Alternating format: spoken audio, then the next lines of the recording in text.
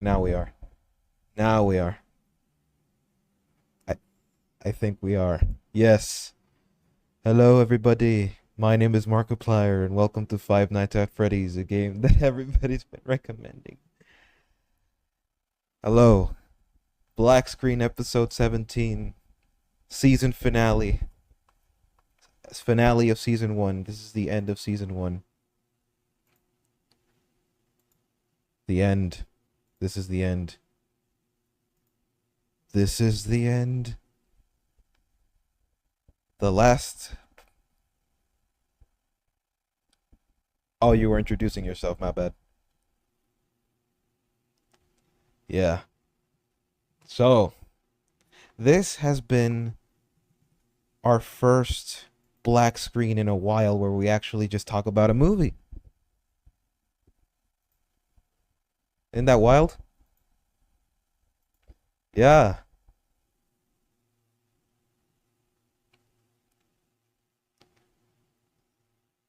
Oh yeah, that's something I wanted to talk about later down the line. But yeah, this movie is it's absolute sex.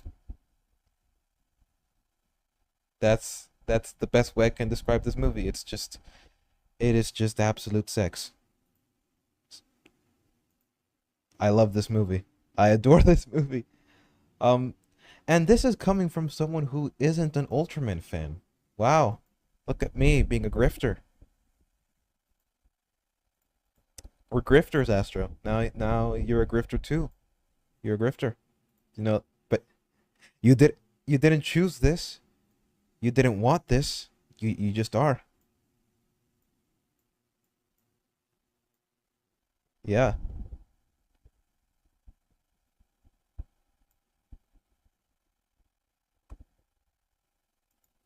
Mm-hmm. Yeah, there's a yeah. I don't know a whole lot about Ultraman. My first exposure to Ultraman was actually the Netflix anime, which I thought was a very weird anime. And I don't know if chat can hear me. Can chat hear me? Because I right now chat is not doing anything.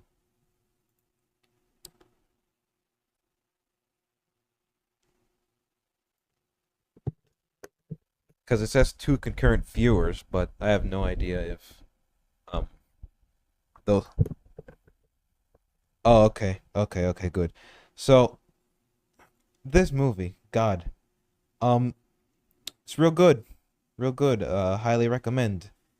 It's how do I describe it? I want to say it's like the Spider Verse of I want to say it's the Spider Verse of Ultraman movies, but the thing is that I'm not familiar with the Ultraman anything, so I really can't say that because I don't know what the quality of Ultraman movies are. So I can't really describe to you whether it's better than the rest or not. I mean, because from what I'm told, the writing of other Ultraman content tends to be pretty good, which I mean, I'll take their word for it because the people that have told me that are people of good authority on the subject. However, I don't know. I really don't know. But yeah, but so far I'm very satisfied with this movie. This movie's really good. Really well written. I have notes on the movie and I was hoping more people could join in, but it seems like it's just the two of us again. Just the two of us again. It's always just the two of us. Never. Yeah. I don't know. I don't know what it is. It's like a curse. It's always either you or King of Candor and sometimes a Xenodrome, but not always. And yeah. By the way, I noticed that the thumbnail is bad. It says 16 when it should say 17. I should probably fix that. Um yeah. By the way, if you don't know what the title of this episode of Black Screen means, it's basically um I want to say it's Ultraman's catchphrase, but again, like I don't know enough about Ultraman to make that a definitive claim. So like I genuinely do not know.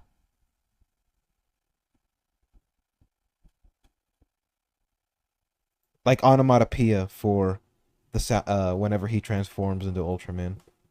Um, by the way, the concept of Ultraman have being like a father son type story, like a father passing down the mantle of ultra of the super Ultraman thing, like the passing of the torch. It's not a new concept.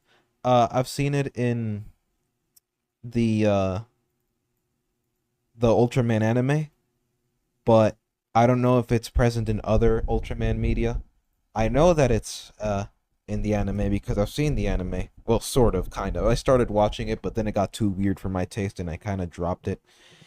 And yeah, that's that's the basic gist of my experience with Ultraman. I'm not gonna claim to be an expert because I'm not. I've seen some clips of Shin Ultraman, and people have been telling me to watch Shin Ultraman. And after seeing some clips, I mean, there are some aspects of it, specifically the action, that I don't know. I just can't help take. I can't help not take it seriously. I want to take it seriously because I want to care about this because Ultraman genuinely looks cool, but that little. It sounds stupid, but that little spinny attack thing that he does in midair, like he poses in midair. He's like floating, and then he starts spinning counterclockwise. Well, actually, no, clockwise. Kind of like a backflip. He's charging him. You know how Sonic's homing attack works, where he just spins in the air and then just attacks. It was kind of like that, but he was just in a diving position as he did that, and then he hit one of the monsters, Naranga, I think it was. He hit one that monster with that attack, and it was kind of hard to take seriously, to be honest. Um, Nothing inherently wrong with it. It just put me off a little bit. The movie, I want to say, from that aspect, Shin Ultraman kind of looks good, and by that I mean like visually. And by visually, don't mean like the physics or everything, because Braden could probably make a pretty good case that it's not really like the physics are not really all that well done. However, again, like I haven't seen the movie. He probably has, so he could probably make a good case for it. But in terms of fidelity, it definitely does look pretty good. I should probably give it another chance at some point, but yeah, so far I haven't. And then there's the Ultraman 2016 movie, which I've seen the trailer for when I was a kid. Well, no, not when I was a kid. What am I talking about? God, when did it come out? God. Okay. I don't remember when the 2016 trailer. I mean, obviously like in 2015, 2016 around that area. I thought it was like a canceled Ultraman project when I first saw the trailer, but turns out it wasn't a canceled project cuz I've been watching like canceled trailers for canceled movies. One such which was Gamera, which had a really cool looking trailer. That was back in 2017, and a similar trailer around that time was yeah, and a very similar trailer around that time that was also it involved Ultraman and Naranga, and yeah, I thought it was really cool, but that's the full extent of my Ultraman knowledge. Um, Beyond that, I have no idea. Like, I don't have any knowledge on Ultraman whatsoever. Hmm. Oh, I absolutely love it.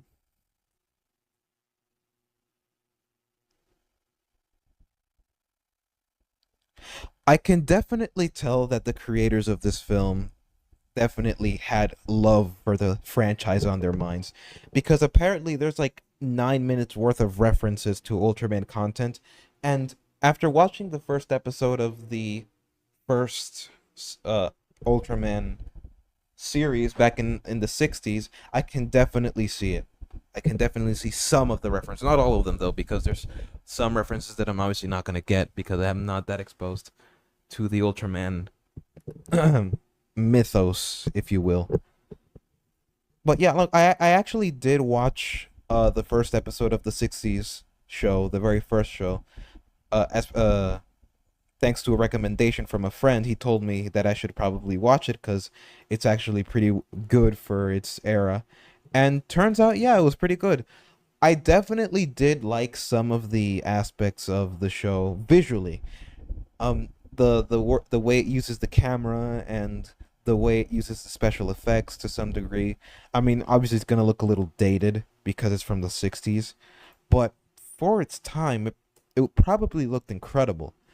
And this is something that stuck out to me. A lot of the scenes, a lot of the close-ups to the people, they looked so polished that it almost looked like an Alex Ross painting, which is funny to think about because Alex Ross actually has done paintings for Ultraman, cover art for Ultraman in the past. Oh, absolutely. Oh yeah, I'm looking for them right now. My only problem is that they're all like portrait. They're not landscape, but it's still worth showing people. Um, oh, look at this Superman one. I haven't seen that one. It's pretty cool. Yeah, no, this art is definitely let me pull it up real quick. Let's see. There's like three major cover arts. Um there's this one. Let me hold on cuz I'm trying to get the thing to load at the best possible quality. Yeah, cuz Google doesn't always, load everything at the quality you want it to. Maybe if I open it on the here. Open image.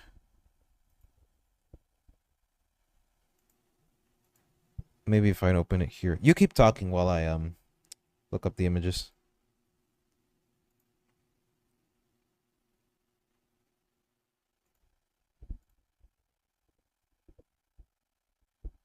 Really? That is awesome.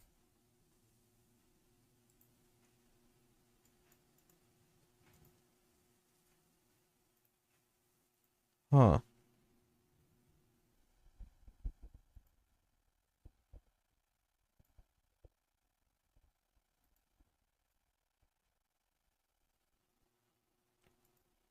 Right. I genuinely did not know that that was for the creators of Foster's Home because I grew up with Foster's Homes for Imaginary Friends. I grew up watching it.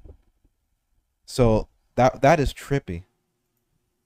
That is trippy.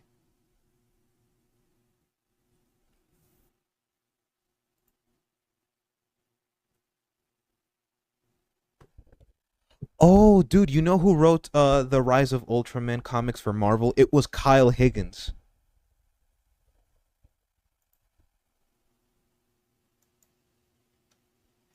And he also made another comic, a different comic, which recently got a new issue.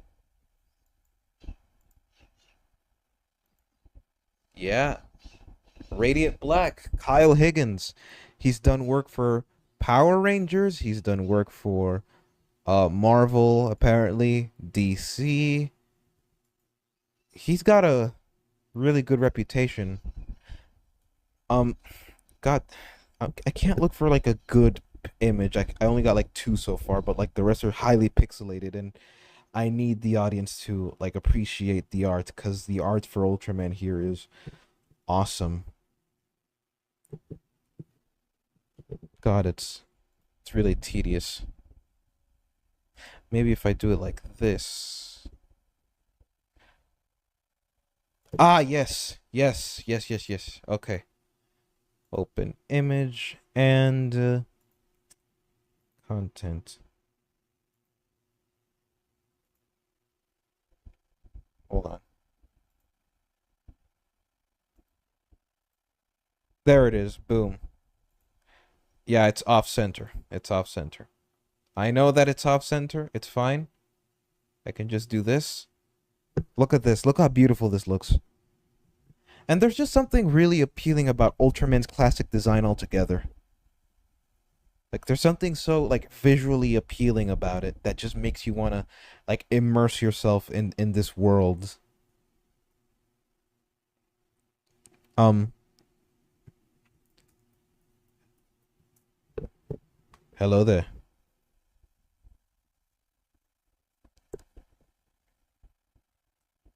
Oh, hello. It's fine. It's fine.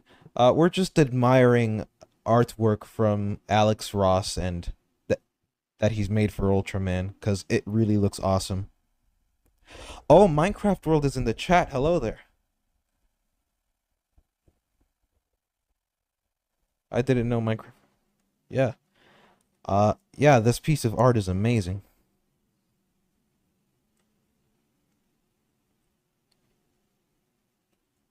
It really does, doesn't it? I genu like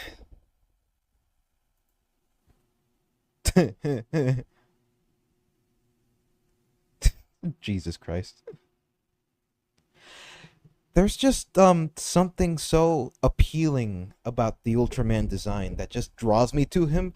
But it's weird because I can never really get all that invested to him in his world. Not necessarily because I think it's bad. I just cannot be bothered. Like it's just out of pure laziness. Because it genuinely does look interesting, and people have been telling me that the writing for a lot of Ultraman projects have been uh medi mediocre at worst, which is really good considering uh it's really good. That just means that the quality is mostly good, which is something that I like. A quality tokusatsu piece of media I'm all in for. Like that, I am genuinely all in for that. Oh, there's one more piece of it. Hmm?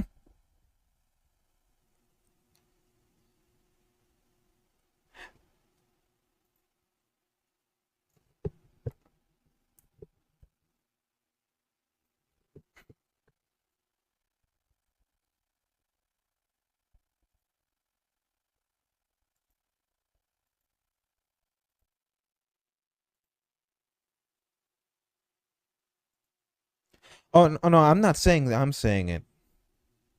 I'm not saying it. I'm saying that they're saying it.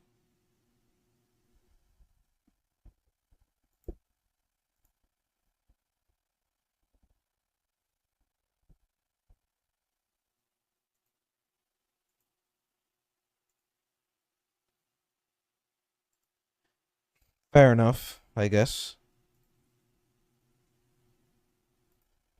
Who, King of Candor? Oh, I hear you guys just fine.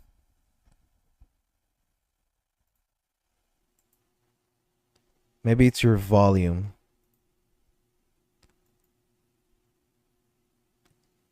I yeah, I just boosted your volume. Oh, hold on. Maybe desktop audio too. Okay, how about now? Say something.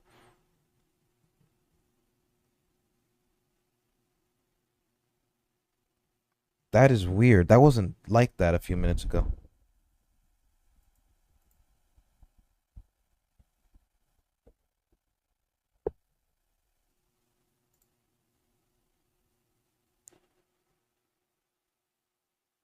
Hmm.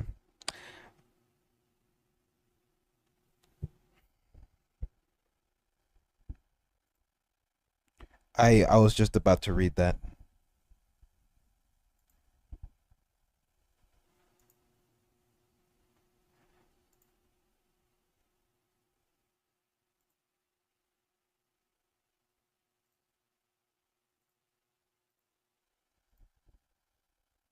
Yeah, that's what I'm saying. Like they were able to hear Astro, and they could hear me and Astro just fine. I don't know why you wouldn't be able to be heard because like at this point, like all the problems. Uh, he Minecraft World says it's not as good as Blazar, but it's still a really strong start. I've heard a lot of good things of, from Blazar, and I started watching Blazar at some point. I was kind of put off by by the fact that it was Suitmation, but I should probably give it another shot because if the writing is as good as you say it is, then I would probably want to invest in it a little bit more.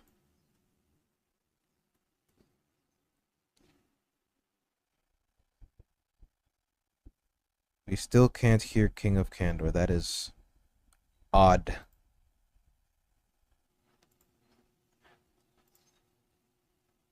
Like, if you can hear Astro, but you can't hear me, then it's more than likely uh on his end.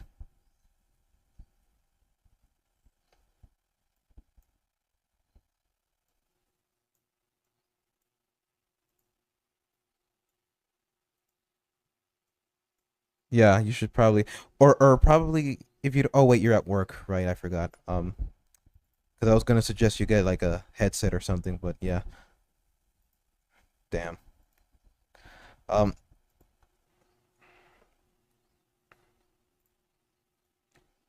skibbity dub dub dub. Yes, yes.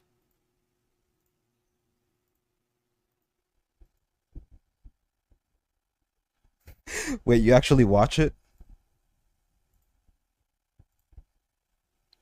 Oh,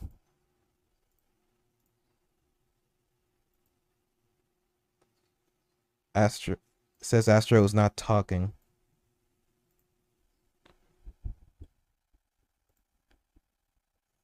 Maybe if I boost your audio. I swear we weren't having audio issues beforehand.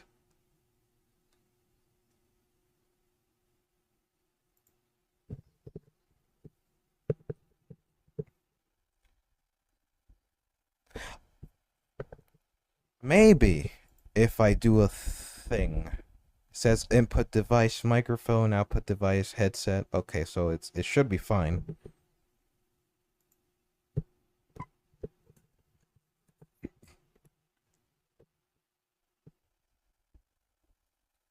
Wait, hold on. Desktop audio. Hold on. Hold on. The panel. Say something. Either one of you. I'm not getting any audio input. I think I know what the problem is. Okay, I think I know what the problem is. I I don't get it. This wasn't like this a few. What's Black Rooney's favorite bad movie? Morbius.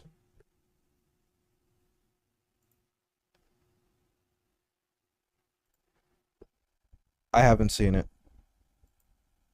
I like to pretend that I did, but I actually haven't seen it.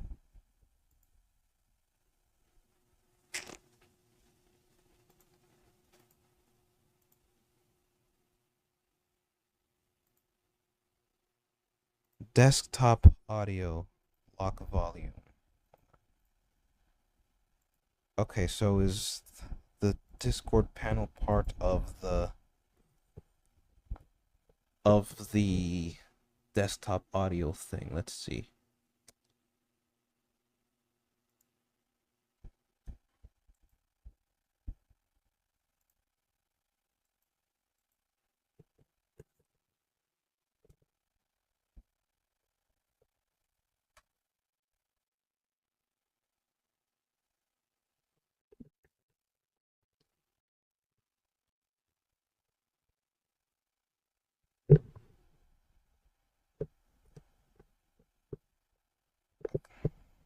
Audio output, capture, audio. Uh-huh.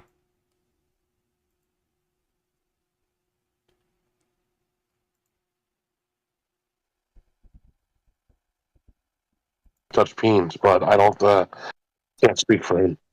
Okay, is it Now fixed now?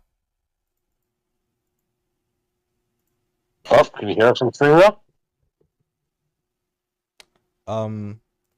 Black, are you gonna be on Zimzilla stream tonight? I didn't even know there was a stream tonight. Oh man, I'm coming through hot on the stream. it Oh works man, my now. audio is horrible on the It stream. works now. Yeah, your Okay, I audio is fixed decent it. enough. I fixed it. All on my own, without training wheels. Good job, buddy. Thank you. Sweet. I really like how the one thing that came through was touch peens on the hot mic. It's great. It's Yeah. magical. It's a miracle. Hooray! All right, Okay. congratulations, everybody. We fixed it. To celebrate the final episode of Blackstream, we finally got the audio issues fixed. Goodbye, everybody. We'll see you in 6 years. um, Black Rooney, ever seen Spider-Man Lotus? Yes. I actually have a very funny story about Spider-Man Lotus. I actually used to like defend the director because I thought all the allegations were just, overinflated. A lot of it was just what's it called? Exaggerations. A lot of it was just misinformation. I kept defending the director, and then I actually watched the movie and I was like, "Oh, this is not a good movie. This is and then the thing about one of the actor for Harry Osborn came out his side of the story, and apparently he got it the worst because he was already addicted to heroin. So the director was like, "Hey, why don't we just keep him addicted just so we can show the fact that he's an addict in the movie?" And I Hell mean, yeah! I I love guess forcing my actors to do heroin. I mean, for I ironically enough, he was the best actor in the movie because you could actually believe that he was addicted to heroin because he actually was addicted. So I guess it worked, kinda, but still, it was very immoral. And at that point, I just gave up trying to support like the guy. I mean, like, yeah, it was I regret my actions. I this is Oh this boy. movie, Sorry, but look yeah, at the no. chat. Minecraft World says Unnatural History Channel. What the hell is that? I feel like there's some deep lore I get to learn about. Okay, So you well, see that before we get into Ultraman again, as we were interrupted by the audio issues, uh, I would like you all to know that we are probably doing a special episode this Wednesday, about the same time on my channel of my own live stream, where Mr. Blackaroonie will be a guest. So if you like these shenanigans, but you want me to be the host with a much better microphone, then come by and say hi. my microphone's great, but okay. No, I'm saying my microphone right now is dog doo-doo. Oh, okay, okay. Sorry, So I thought that was a microaggression. You no, no, microaggressed me, no. bro. It'll be a macro aggression when I meet you and I hit you with this brick. Oh, okay. See, that's a much better type of aggression because at least it's honest. With a microaggression, you're just kind of subtly hinting at the fact that you're being aggressive. Yeah, and it's a little bit more cowardly. Let's just put it that way. Okay, so Ultraman Rising. Uh, Someone pinged me. Explain the penis bone. Ultraman Rising. Never mind. Never mind. Ignore that ping. No, you know what? Ultraman Rising. That's a great way to end the episode. No, no, no, no, Chat, no, no, no, stick no, on to the very end. The very last thing before he logs off, we will explain the penis bone. no, And if you no, can no, donate him $100 before then, I will explain it in gratuitous detail for you all. no, no, no, no, no. Okay, so chat, you're looking at one of Alex Ross's, one of my favorite Alex Ross Ultraman paintings. There's just something so alluring about Ultraman. So, for those of you Ultra fans in chat, I have a question for you. Can Ultraman hover? Because I know he can fly, but can he hover? I swear this is important for a point that I have to make in regards to the movie. Can he hover in place like Iron Man or something, or like Superman? Because he can fly. I know that he can fly. So like, if he can fly, surely he can hover. That's my line of reasoning. But I don't know if that's an established canon thing or not. I mean, it would be weird if he can fly, but he can't hover in place. Uh, Alpha Tyron says, yes, he can hover. Okay, so that makes a certain aspect of the film rather weird, which we'll get into it later. So, we're going to talk about the movie. Oh, at least the versions that I've seen? Oh, okay. So, he can hover in place. Okay. So, with that being said, let's talk about Ultraman Rising. So, I know that Astro watched it. I know that Astro watched the movie. What do you think of the movie? How would you rank it? Man, what to I would think rank of? it Ultra. I mean, it's. I do feel like it is a bit in a weird spot of audience tone. It does feel like a kid movie with the giant baby monster. It also does kind of feel like a teenage/adult movie with the art style. Like I like that art style is mature. Like if you look at the way the characters are built, like that's super stylized. The stylization I love. Mm. The animation is a pretty big aspect of the movie that I was hoping to have Brayden here to talk about, but he's not here, so um mm. So this movie for me, it's probably my favorite of this year. Like 2024, it's probably like my favorite of this year, like my favorite animated movie so far. I have seen it 4 times already. I have seen it 4 times, and it is still, it's still amazing. Um, the writing quality surprised me quite a bit. Let me see. I lost my cursor, my mouse cursor. Hold on, what do I do? Yo, what the absolute fuck? I'm sorry. I'm just reading Yeah, about it this just Neil Gaiman disappeared. situation. It disappeared. I don't know what to do. What happened to my mouse cursor? Uh, Click, and then you'll find out where it is real quick. I Yo, chat, you heard clicked. about this Neil Gaiman situation?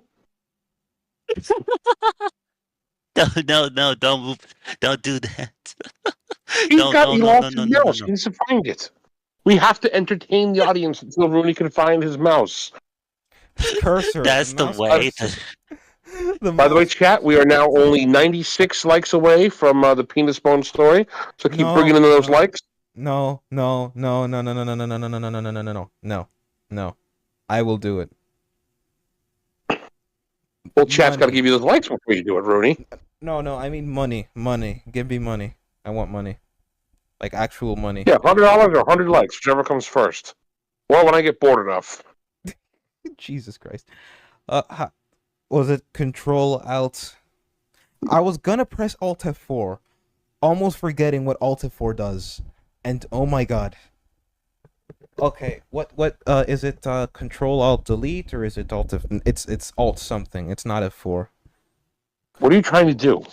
Bring back my cursor because it disappeared. I don't know. I don't ever lose my cursor. Just move it to the side of your screen, silly boy. I did. Nothing happened. I clicked on literally anything that I could click on and nothing happened. Nothing. Do you right click? Right click, left click. Yes. Nothing. That means you have a program open that's hiding it. You got your Warzone game open in the background or something. No. All I did was just open the movie for people to see certain clips of it, of the movie. That's all I did. Well, I don't see any movie on your stream, so Yeah, because I closed the thing using magic. Wait, hold on. Maybe if I do F10. Oh, still nothing. he's gonna kill this thing. All I'm seeing is the video of the live stream is frozen Oh, hold on. It's not because frozen. me and Astro aren't lighting up. The chat's frozen, but 3 messages back. Oh, okay, We okay, got okay. the guy looking at his dick, and then the popcorn. The last 2 things I posted. You don't even get to Oh, see Alpha or No, Alice's it's not messages. frozen. It's still running. Well, I said the stream is. Oh yeah, because the black screen logo is moving. Then why isn't the YouTubes and the Discords updating on the stream? I don't know. It's working I just can fine for still me. hear Oh, audio. something Oh, updated. wait. It There went we back go. to normal. Yeah, Just lag He spike. discovered Yes. Ultraman probably 2 weeks ago. okay. It was Control Alt Delete. It was Control Alt Delete. By the way, chat, this is Netflix. Wink, wink, nudge, nudge. Because I own Netflix. I own it. Wink, wink, nudge, nudge. Oh man, There can you is. believe that? France has elected a communist to the leadership. death to the froggies. The frog. Yeah, they go ribbit. Yeah. Anyway, Ultraman. There's something I want to talk about in regards to Superman. Ultraman's eyes here. Ultraman, Astro. Did you notice? Well, you can't talk about their eyes. That's a microaggression. um. Alpha Tyron asked when I first discovered Ultraman. I talked about it at the very beginning of the stream, so. But if you want, I'll repeat it. My first like I introduction. said 2 weeks ago. No, it wasn't. It was actually a trailer for a 2016 movie. Then my next introduction was the Ultraman anime. I watched like 5-7 episodes of it, then I dropped it because it got too weird. And yeah, and I don't remember a single thing from it. I also watched the first episode of the 60s original series, and then I watched Ultraman Blazar. That's my introduction. But yeah, this Astro, if you could look at the eyes, have you noticed how the eyes move? Because the traditional Ultraman eye thing, it's usually a yellow color. It's usually yellow coloration. But here, not only did they decided to make it blue, they also decided so that the irises moved along. So like the brighter areas of the eyes, move in such a way that hints at the fact that there are eyes down there. Like the eyes are very active under the lenses of the helmet, which I think is a really nice detail that I am happy they implemented in this movie because it's really, really good. Black Garuni looks like Ultraman. Hey, I mean, I guess there is an inspiration there. No. Ultra Mega looks like Ultraman, but Ultraman and Radiant Black do not look similar at all. I mean, it's mainly I mean, the main reason why Ultra Mega looks like Ultraman is precisely because it's inspired by Ultraman. It's even in the name, Ultra Mega. I've seen people describe Ultra Mega as Ultraman meets the boys, which is probably a very apt description. Which, by the way, that sounds like noxious. No, the comic is actually really good. Issue 5, by the way, comes out in August. So check that out. Image Comics. Ultra Mega. Check it out. It's a really good comic. But yeah. I have my notes here. I have my notes on the movie because I wrote notes on the movie. There is one thing I wanted to talk about, and like the philosophy of the relationship between humanity and the kaiju is rather different from what I'm normally used to, specifically with Big Lizard Who Shall Not Be Named, where coexistence is an active attempt as opposed to a passive one, at least in this movie, because Ken's father, the original Ultraman, isn't seen trying to actively attack the kaiju, but redirect them from the city. Unlike Ken in the movie, who doesn't really care about the kaiju at all, up until the very end, which is part of his character arc, which I think is a really interesting take on pretty much any piece of kaiju media that I've seen in recent history. Like recently, I was binging Kaiju number 8, and the kaiju are just things that need to be exterminated as quickly as possible. I mean, Kaiju number 8 shares a lot of similarities with Attack on Titan. I mean, you got a character that wants to kill Titans, well, not, and then you got another one that wants to fight by the side of his not girlfriend while also killing kaiju, but then they become the very thing they swore to destroy, and they use that power that was given to them against their will to destroy the thing that they're supposed to be destroying, and then they get caught, and now the guy has to prove himself that he's an ally of humanity despite being a giant monster. A lot of similarities with Kaiju number 8 and Attack on Titan, but I definitely have been enjoying Kaiju number 8 a whole lot. But yeah, no, the philosophy here is rather interesting. There is like an actual attempt at coexistence here. And do I say that it's successful? We aren't seeing explicitly what it is, and from what I know, the director says he wants to make a trilogy of these movies, so there's a pretty good chance that we might actually see the effects of this, which is I think is a very good opportunity to have something like this be explored. Minecraft World in chat says it's funny because Ultraman is typically very willing to kill kaiju in an incredibly brutal fashion. So, would you say that this is like a reinvention of the character? Because, like I said, I don't know much about Ultraman. There's a Godzilla dance in this movie. Yeah, I know, but it's actually cute here. It's actually fun to watch here.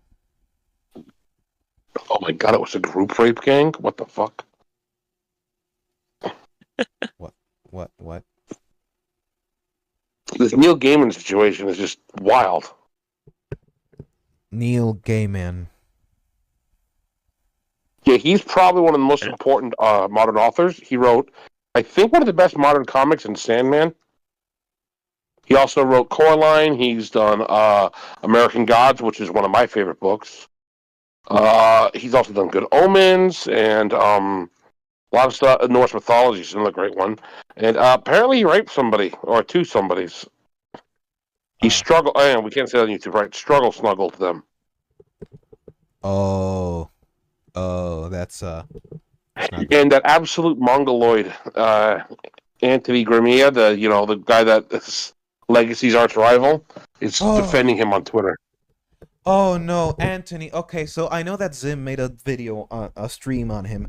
I wanted to go on that stream, but I had military business at the time, so I couldn't go. But I participated in the chat quite a bit, and oh my god, like I actually wanted to make a stream on that guy because his video on Godzilla was just so stupid, and then his video on the X-Men as well. His video on the X-Men was just absolutely abhorrent. It was just mind-bogglingly stupid. And then the more I watched of his videos, like the worse it became. And at one point I interacted with him on my old Twitter account before it got hacked. And I was putting off interacting with him because I needed all my information there. I gave a pretty general overview of why he was wrong about the things that he said about Godzilla. I was gonna get back to that, but then Xenodrome jumped at it and did it for me, which, I mean, thank you. I was gonna do it myself anyway, but thank you. Nice. But the thing is that then one of his defenders comes along and gives an absolutely stupid response, so much so that I'm honestly happy that he went and took the bullet for me. By the way, Xeno, if you're listening to this, you are the biggest Chad. You even Astro Xeno stays being a Chad. Yeah, I know he's a massive giga Chad. But yeah, no, like, yes, thank you very much, Xeno. He took the bullet for me, which I mean I would have done it myself, but thank you. And the sheer stupidity radiating from that audience member, I'm honestly happy that I didn't interact with him. You know, my one regret was not screenshotting the actual. Hey, Alice. Oh, hello. Bye, Alice. My one regret was not screenshotting the conversation because it would have been like the perfect example as to like just how stupid one can be. It was like the perfect. I'm honestly pissed off now that I didn't screenshot the conversation. I'm pissed off now. But yeah, back to Ultraman. Astra, what did you think of the overall philosophy because of the coexistence thing? Well, before you want to go back to Ultraman, I would like to bounce because I'm not going to add anything to this conversation. I just wanted to come congratulate you on getting to your podcast here, since it is the final podcast. Congratulations, sir. He's also going to be showing up on my podcast Wednesday around the same time, probably. So if you want to see the last ever appearance of Mr. Blackaroonie, swing by then, everybody. I'll still be in chat as much as I can. And we'll keep an eye out. Have fun talking about Mr. Ultraman. Thank you for everything. Thank you for being here, man. Like, genuinely. Of course, I wouldn't waste your final episode, man. Yeah. All right, you have a good one. Bye bye. See ya. By the way, this is like I'm not gone for good. I'm not gone for good. Like, I'm just taking a military hiatus. All right, I'm gonna be back. Okay, I'm gonna be back. I'm not gonna die. Hopefully. I mean, I've been thinking about it, probably contemplating it, but I'm not gonna die. Rusty says, I too have a wrench in my name. Who made him a mod? I didn't make you a mod. Oh, well, whatever. He's based. He can stay. He can stay. But yeah, Minecraft's World said previously, uh, this version of Ultraman is reinvention, but it's not unprecedented. As mentioned earlier, Ultraman Cosmos is one of the few Ultraman who's an active pacifist. Interesting. Very, very interesting. See, I like the idea of like heroes being pacifists, but not afraid to fight, because pacifism just doesn't mean you're gonna sit on your butt and do nothing. It just means you're gonna fight for peace and you're gonna try the pacific option first and try and minimize as much war and violence as possible. It doesn't mean you're not gonna fight at all. That's not what pacifism is. So this take on Ultraman, at least OG Ultraman, it's a really interesting take on the character that I was honestly not expecting it. I was genuinely not expecting it. It was such a good addition to the overall, I want to say, mythos. By the way, I just want to say this movie looks incredible. Like, genuinely one of the best looking movies out there. Subarai. You can sense some Spider-Verse influence. I mean, movies animated like this will always be influenced by Spider-Verse. That'll always be a thing. I mean, Spider-Verse irreversibly changed the animation landscape forever. You can see movies like Encanto trying to pull it off, failing miserably, obviously, but Encanto tried to do it. It tried to pull off the Spider-Verse look. We see The Last Wish having a similar animation philosophy and succeeding. We see Arcane having that same influence, which, by the way, season 2 of Arcane is coming out. You should definitely check that out when it comes out. I personally will not be checking it out because it's League of Legends and I'm just allergic to League of Legends, so I'm not going to consume any League of Legends content. But I have seen a few episodes of Arcane, and so far it is really good. Like, when it first came out, I watched the first few episodes and I dropped it because I found out it was League of Legends, but genuinely it's really well made. You should definitely check it out. As season 2 is coming out too. What else? Arcane, Last Wish, and was it? No, it wasn't Encanto. It wasn't Encanto. It was Wish. It was Wish. My bad. Even then, like, Spider-Verse, I don't think it was the first to do animation the way it did. I mean, we got movies like the Peanuts movie, the Lego Batman movie, and my personal favorite, i.e., the overall goat is Captain Underpants, the first epic movie, which I want to make a video about one day. But that film is Spider-Verse before Spider-Verse. It is peak fiction.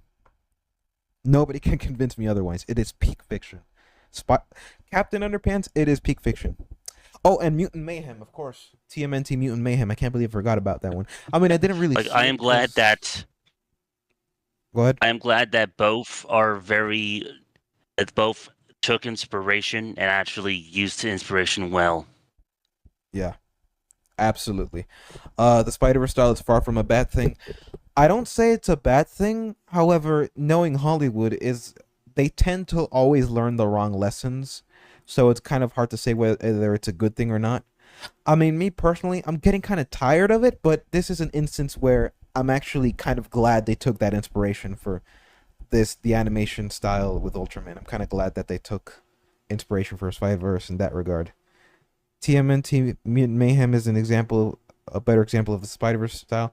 Oh, a fellow Captain Underpants fan. I see.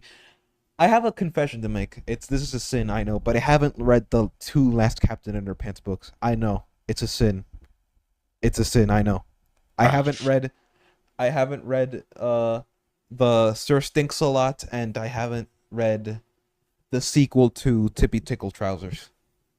Which is like my favorite book, funny enough, is the Tippy Tickle Trousers book, The Terrifying Return of Tippy Tickle Trousers, because it is one of the few times when the Captain Underpants series gets surprisingly dark. Like, I mean, for a kid's book, that book in particular, compared to like the others, it gets pretty freaking dark. Like, it is just insane how dark it gets. compared to there's death, there's child abuse, there's Harold's backstory is just depressing to think about. There's adults scaring children so hard that they pretty much go insane. They have to be put in a mental hospital, and the director, Principal Krupp, is fired, ultimately changing the timeline forever. And because Captain Underpants doesn't exist, none of the threats that come by that Captain Underpants wards away, all of them end up taking over the world, and the world is overrun by giant zombie nerds that kill everyone in sight. It is surprisingly dark and violent. It is so good. And it's still my favorite Captain Underpants book of all time. Even more so than Wicked Wedgie Woman. Like, Wicked Wedgie Woman is another favorite of mine. The Preposterous Plight of the Purple Potty People. I also love that one. Attack of the Talking Toilets. That was another one I read. I read pretty much all of them except the last two, which is a sin. And I refuse to read Dogman. I just can't read Dogman. I'm sorry. It's just too painful. I can't read Dogman. If I have kids though, which, first I'm gonna show him Dragon Ball, and then I'm gonna have him read Captain Underpants and then Dogman. But I wouldn't read Dogman for the world. No, I don't like Dogman. Priorities. Yeah, first Dragon Ball, but man, then Captain Underpants. I have not read Dogman. I have not read a single Captain Underpants book. What? Well, actually, it got banned from a lot of schools, so I honestly don't blame you if your school they got rid of those books. But yeah, like those books are banned, but they're peak fiction. Nope. They're like Berserk for cool people. Berserk if it was cool. No, I'm just kidding. That's Bone. Bone is Berserk for kids. True though. Yeah. That is true. Yeah, and Big Nate is just Diary of a Wimpy Kid, but for cool people. You, Astro, I need you to do me a favor. I need you to entertain the audience. I will be right back. Okay, let's see. Hello, audience. I hope that you are having a great day. The last black screen. This has been a great experience.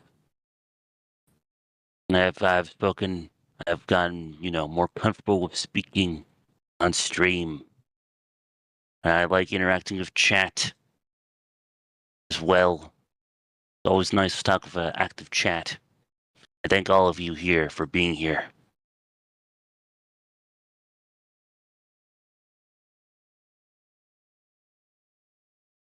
I really need to get some sort of bone omnibus.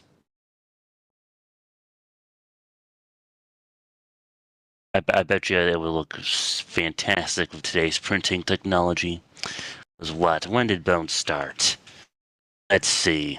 When I searched up Bone, I got actual Bone. Should have been shocked. Man, only 55 issues. Starting from the 1991. Yeah, 10 Eisner Awards. Man, that's a lot. I know Jeff Smith also did a Captain Marvel Shazam series, like the DC one. I bet you that's a great read. Let's see.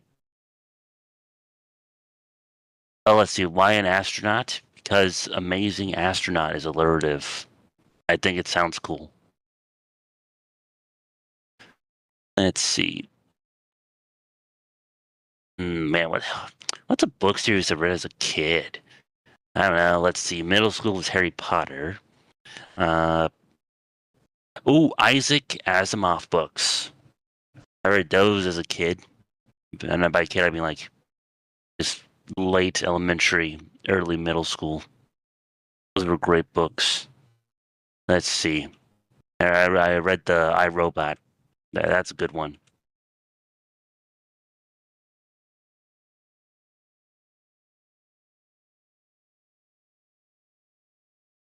Man, a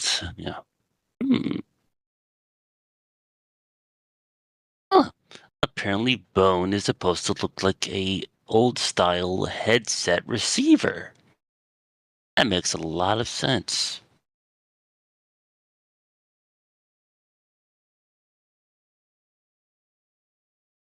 Oh man, Diary of a Wimpy Kid. That was a good series. Lot of live action movies, like way too many live action movies.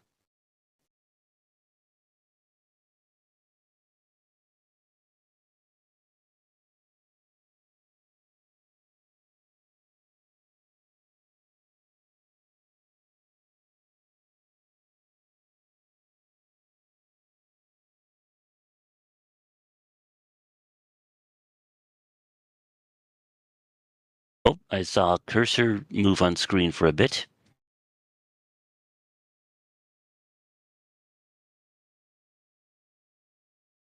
Yep. Sorry about that. I had to move because I was outside and there were a lot of mosquitoes and they were drinking my blood and they were using that blood to make babies, so that probably means I'm the baby daddy of a lot of mosquito mommies, and I'm probably there's probably a bunch of illegitimate mosquito children around. I'm probably the father of multitudes, and I'm not paying for mosquito child support.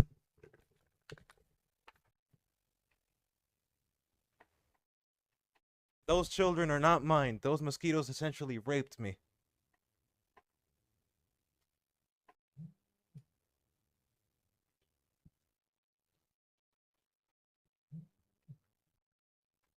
So yeah, Ultraman. Astro, you're not saying anything. Because I'm still processing of what was said. It was Yeah, that's the thing. Like you always leave the audience in some uncomfortable silence.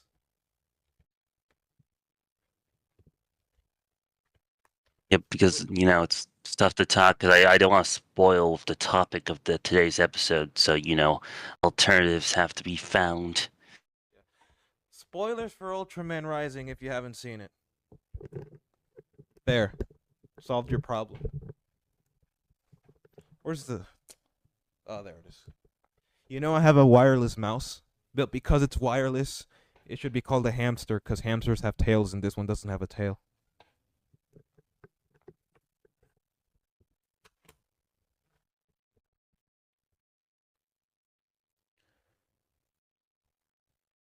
Okay. Okay. Now, also, Blackarooni's Zim stream begins in 40 minutes, so I'll probably dip by then. That's fine. That's fine. What is Zim's stream about? Is it about Big Monster? The big lizard? Big monster lizard? Lizard monster? Lizard monster lizard? Frog monster lizard. Lizard. Shut up about the penis bone. Okay, now, what was the most traumatizing movie Black Rooney has ever seen? Not movie, but series. The Sandman.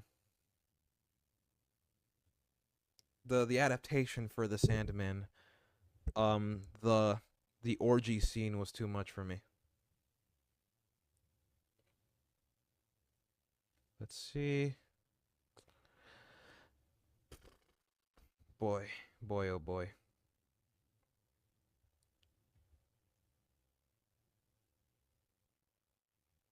Okay. Okay.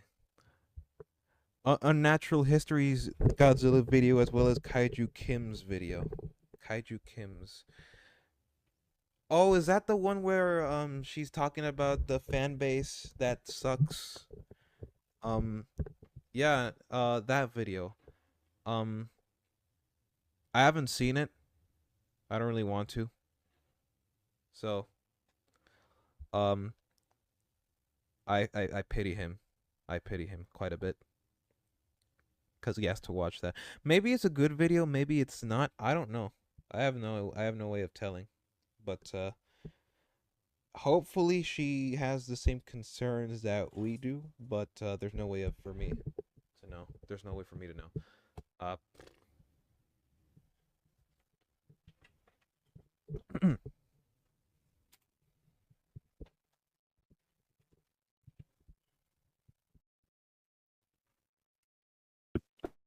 Let's see.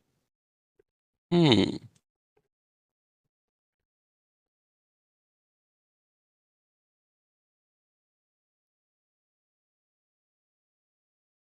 give me a second. Sure.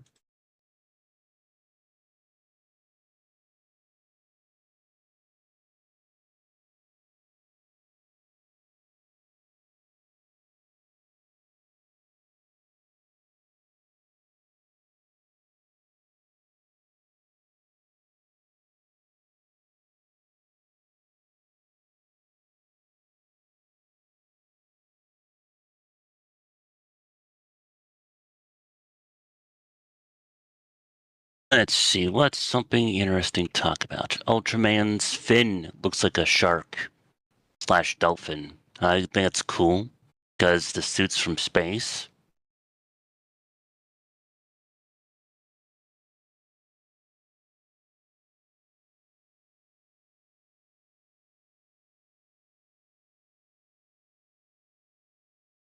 Let's see. What's something interesting? Did we really go to the moon? Let's see. What's my? Let's see. What's something good? Let's see. I bring out the emoji, the weird emoji.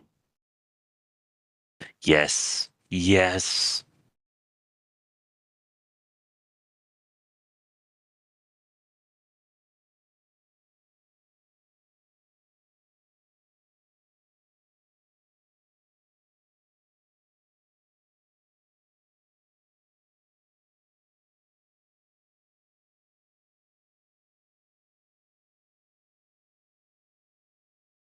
Let's see.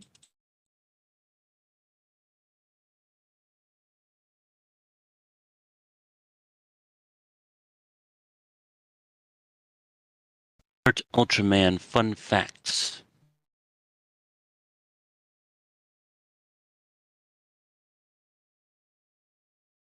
Oh, Rooney has to avoid mosquitoes. Aware of mosquitoes.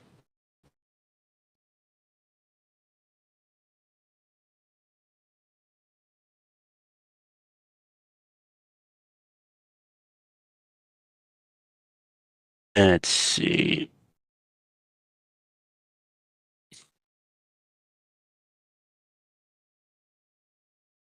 I would be a terrible Green Lantern.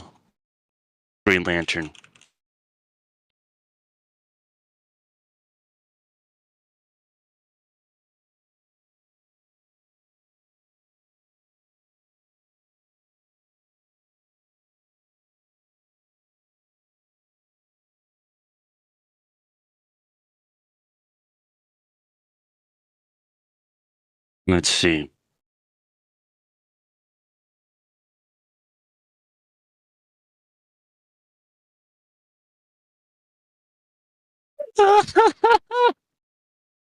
No, I'm not going to take over the channel. I will. I'll be posting on my channel, and I'll be on streams. Let's see. Will you become Buzz Lightyear? No, but he does look cool, I will admit. And I do like the cartoon voice of Patrick Warburton. Right, I'll put that in chat.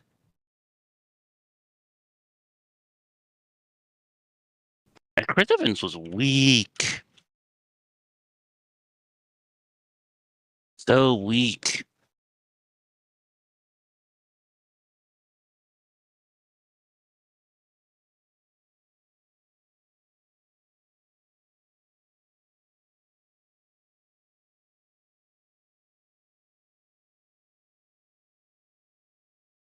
For a thing.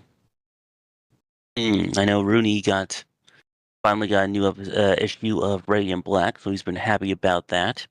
As having a strange release format of 0.5 issues covered in the main issue, but they connect to the issue. They have different stories inside, and so they're gonna connect with each other. Let's see.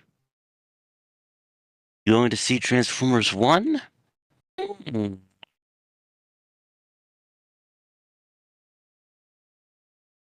Yeah, that Transformers movie's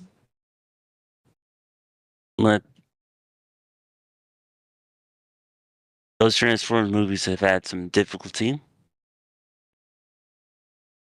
Back. Oh, Sorry. sweet, he's back. The king is Something. back. The Something's wrong with Blackaroonie is the. back. Hold on. Hold on. Shut up. Something's wrong with the stream. Uh, YouTube is not receiving enough information to maintain smooth streaming. As such, the. Okay. How about now? Still Okay. some buffering. Reconnection successful. It says. Oh, that's a good sign. Okay. I'm seeing some green. Is it still buffering? Nope, Oh, it's going not up. anymore. Oh, okay. Good. Good. Good. It's smooth now. Cause I mean, it still says YouTube is not responding, but I'm getting green, like And getting it's playing green. on my side now. Okay. Ask. Okay. Are you? Can you guys? Is the stream good now? Is it good now? I think so. Let's see, I can From ask. chat.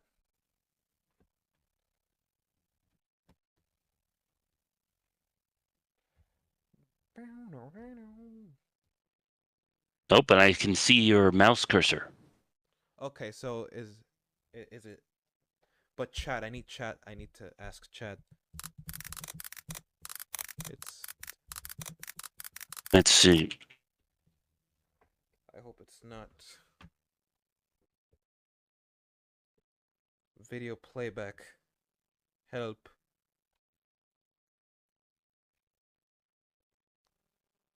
Concurrent viewers. There's like 4 concurrent viewers, it says, so surely there must be. Yep, I think it's playing on my side. Let's keep. I can even see something. I can just. Let me see. Because I'm playing it on my phone and. Yep, because I can. Yep, because I can hear the audio when I turn it on. So it's Oh, playing. So that's good. okay, so this is just YouTube being retarded. Okay. Um, what happens when I hit refresh page? Don't do it. Don't do it. Don't refresh page. Just keep going. Keep going. Okay, okay. What is your favorite horror game? Faith. I also recently started playing this game called Infernax. It's a really good game. It's based on the Crusades of Rome. It's really good. I highly recommend it. Let's continue with Ultraman because it's been an hour and we've barely talked about Ultraman. Let's go through my notes. My notes, my notes, my notes. You didn't talk about like the philosophy of the relationship between humanity and the kaiju. You haven't talked about that. I haven't heard your side of it.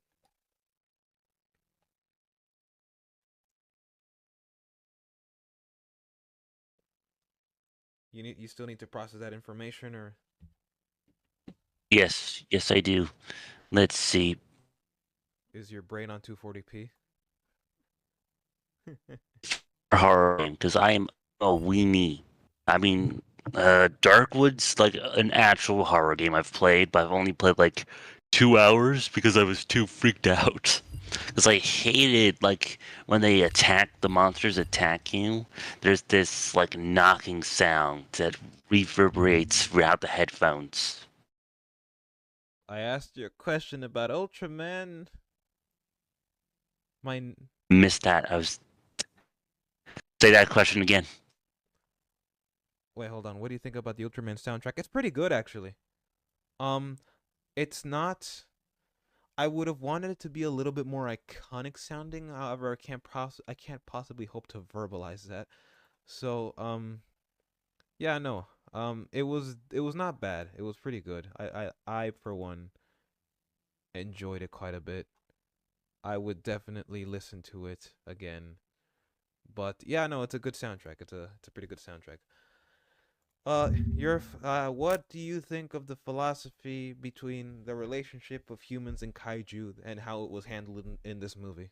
That was a question. That's you know human centric. I would say the giant monsters have human-like personalities, which is why the uh, I can't believe like the baby monster Mm-hmm. is there because it's a human child. It's like the base form of a human if you think about it. Yeah, the template was human. The template for its behavior, and that's something that I've actually noticed too. Like this whole movie feels like a love letter to parenthood. I mean, you Yep. got the Plus with that relationship whole between legacy action. yeah, you got the relationship between Emmy and what's his face? Ken, and then you got the relationship between Ken and his father. Um that whole thing genuinely feels like a love letter to um just parenthood in general. Hold on. I was trying to change the thumbnail, but it seems like I can't. Hmm. This is. I'll fix it in post. Average Fix director. it, fix it in post. Every director. Every director ever talking to an editor. Fix it in post. Yeah. Anyway, let us continue on with the next point of Ultraman because we are running out of time. It was supposed to be 2 hours, but yeah, that's not happening. Um, Uh, I love this shot in particular. By the way, I'm just gonna pause here because I really love this shot. It's really well composited, it's a well good shot. shot. It's got good haze on it. Um, my favorite monster fight scene. There's not a lot really, but my favorite was probably the one at the very end with the father son Kamehameha, which had me screaming because I was like, oh my god, it's the father son Kamehameha. It's right out of Dragon Ball. Oh my god. It had me screaming. I mean, it was a very contrived scene, and we'll get to it later. But oh my god, I loved it. Due to okay, that was you. Let's look at my notes. Okay, so Kenji from the very beginning didn't really see Ultraman as anything more than a cool superhero when he first started. Like as a kid, it reflects on how his dialogue with his parents. It reflects with his monologue at the very beginning of the movie, but his father keeps trying to instill in him the values and the nuances of being Ultraman, which is with the recurring theme of balance. And the recurring theme of balance in this movie, I think, is handled a lot better than in other kaiju movies that I'm pretty sure you're familiar with. It's handled so good here. It's handled so well because precisely because there is an actual attempt here. There is no gratuitous destruction of property damage for just the sake of spectacle. This movie is it has a lot of cool spectacle moments, but the spectacle actually has a meaning behind it. There is actual meaning behind the spectacle, and this on top of the spectacle looking so freaking cool, there is actual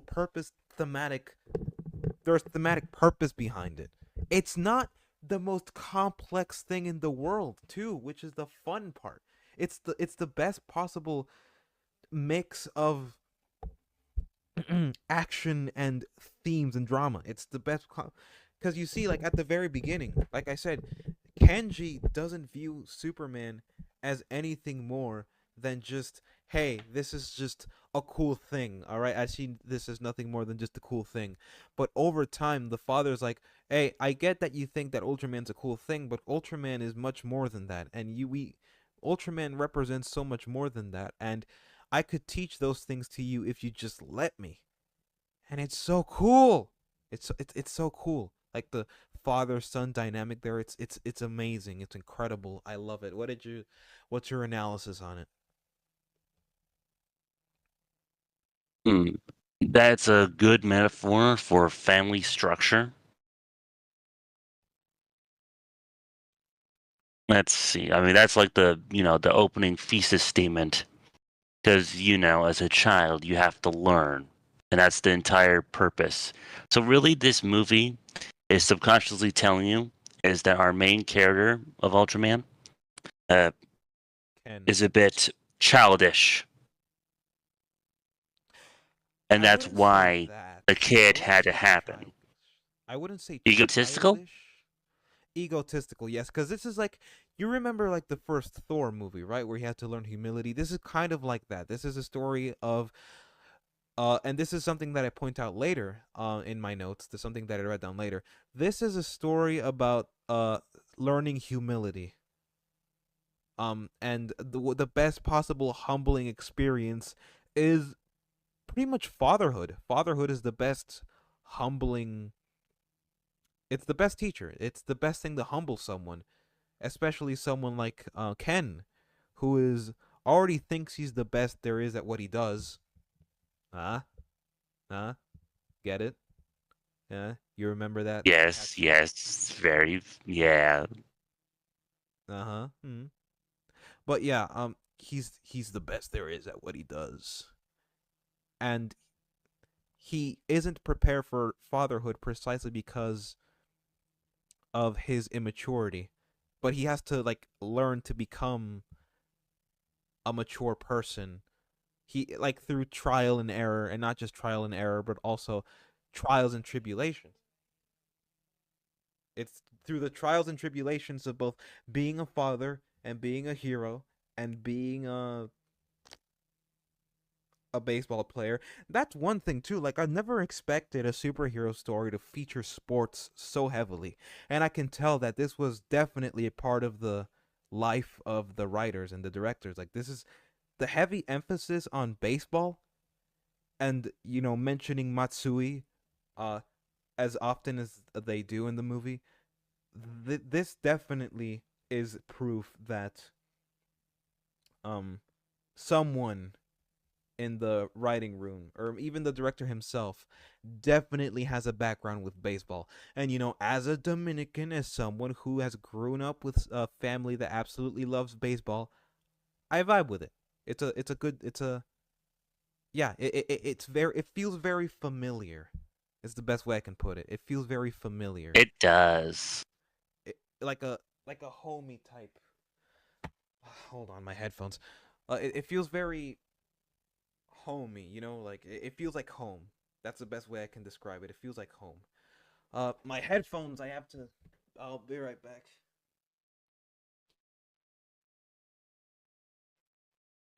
They're dying. Oh, never mind. Never mind. Okay. Uh, I don't know if it's the left one or the right one because both of them told me battery was low on both sides. Uh, but Ooh, that's rough. usually, but that's usually, it always says it, but it's never the case. It always says, whenever it says battery low, it's never both sides. Like both sides don't have low battery. That's just not a thing that happens.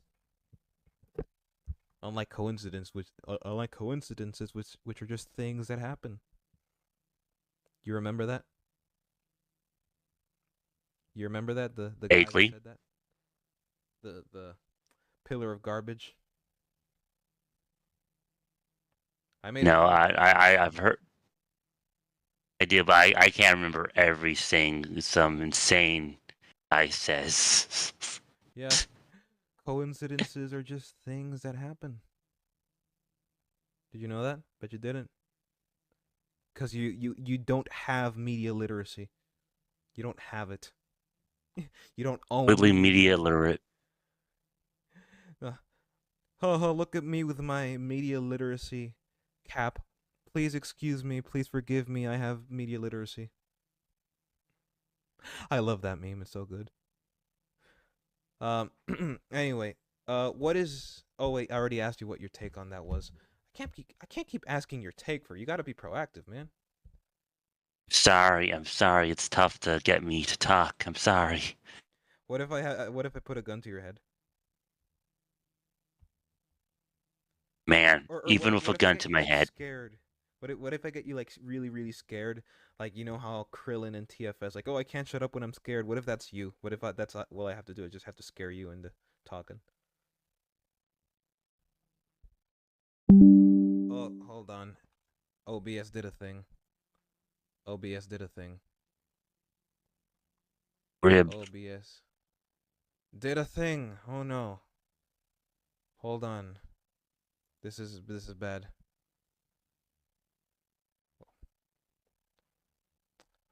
Huh, they really. I'll say it before. Can you hear me? If I can hear you. Oh, okay, good. Good lord, they really do put the BS in OBS. Um, hmm. Okay. So, Ultraman. Again. Cool laser beams. SUWATCH! Man, we were having a really good conversation earlier. Okay, the writing of the first scene comes across, you know the scene where the the parents and the kid are playing, Kenji and his parents are playing together while they're watching baseball. That genuinely comes across as something that happened in the lives of the directors and the writers. Like this feels like something. I feel like the director, I can sense that the director grew up with Ultraman. I can sense it. Grew up with Ultraman and baseball. Like the mother was like the baseball one and the father was the one that introduced his son to Ultraman and all this. That's what it came across as. That's what it came across. And it's such a good thing too because oh my god, it just feels so familiar.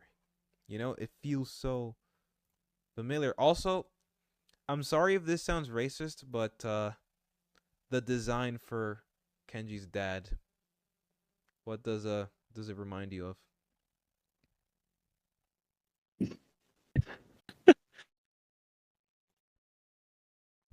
I'll give you a hint. I'll give you a hint. It likes music, that right? I'm just kidding.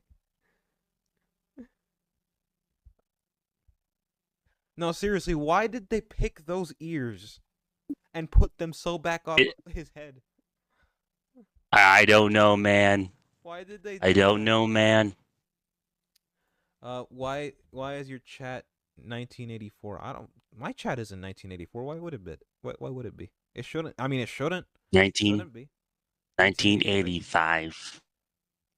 1985, It. great song. Just want to state that out there. Yeah. But yeah. It kind of felt weird, hearing the theme being told to us essentially by Kenji's dad. But thematically, it works. And I would imagine this is a conversation that they would have at some point because we all know for a fact that Kenji doesn't really care about Ultraman the way his father does. He cares about Ultraman, but on a like purely superficial thanatotic level. Like, oh, I see Big Monster fighting my superhero dad. He's so cool, super duper cool. Nothing beyond, nothing below the surface. Just the cool factor. I don't care about like the little nitty gritty details. But at some point, you're gonna have to care because at some point, that's going to be you. By the way, I fixed the thumbnail. It should be good now. I was fixing it in the background while I was talking. Woo! Yeah. Um, I had to do it all over again, but it was pretty easy. But yeah. Would you guys ever take care of a giant baby monster? If it's like Emmy, then yes, because I love Emmy. Emmy is genuinely. Typically I hate Baby Yoda type characters, but I will make an exception for Emmy for two reasons. Number one, she is absolutely adorable. Number two, she actually is lovable. Like it is just, she is just adorable. I can't really put it into words. It's like whenever she interacts with Ken, there is like a genuine love and appreciation for Ken. Like whenever she sees Ken, she gets excited. Immediately goes for a hug. Immediately. And it is just the most adorable thing ever. It's like uh uh a daughter's unconditional love for her father. And it's just the most adorable thing ever. And yeah, absolutely. Absolutely, I would take care of Emmy if I was Ultraman. And I would make her watch Dragon Ball instead of, cuz Latino, obviously. Priorities, ladies and gentlemen, priorities. The best way to make sure your child comes out based is to have him or her watch Dragon Ball. I saw a response to your video, The Amazing. Versatility of Godzilla, by a YouTuber named Joseph Narukai. That reaction stream is not coming out. At least not in this year, maybe, because I'll be in the military, so that's not gonna happen. Yeah, sorry, but duty calls. And no, I will not. I will not be fighting. Okay, I'm just gonna do some engineering work, missile repair. I'm not gonna die, no matter how many times I've contemplated trying. But no, I'm not gonna die. Okay, calm down. The Hawk girl is closing to. Why does she have a reality TV? Anyway, sorry. Moving on with Ultraman. Ultraman. The connection between Gigantron, the dragon, you probably don't remember, the dragon, Ultraman and Onda being established at the very beginning was something I actually didn't realize until much, much, much, much, much, much later when I watched the movie for the second time. It was such a mind-blowing thing, and I feel like Dr. Onda's character could have been explored a little bit more. I genuinely believe like it could have been explored just a tad bit more. I mean, it would have made the film longer, but it wouldn't have hurt to see. Especially considering the amount of stuff that there is in this movie. Like out of all the things that could be there, I think one of the most important things that should have been there was more of director Onda and Professor Sato's relationship, because apparently they were really good friends. Apparently they were really, really good friends, and I never got that impression. I really didn't get that impression because we haven't actually see them interacting beyond that one scene where he goes, "Oh, help, my family, you are in danger, Gigantron is coming." That's the most amount of interaction they. And then at the very end of the movie, when they fight, and director Onda says, "You let my family die," which is probably one of the most wasted parts of the movie. Not to say the movie's bad or anything. It's just one of the missed opportunities that the movie could have uh, taken. Like it's a really good opportunity for character work. It's right there. It's literally just right there within your grasp. And I wish they took that. Maybe in the sequel we could get more flashbacks between Onda and Sato. But yeah, so far, no. We didn't get as much as I probably would have hoped. Um, what are your thoughts on that? Hmm. Let's see.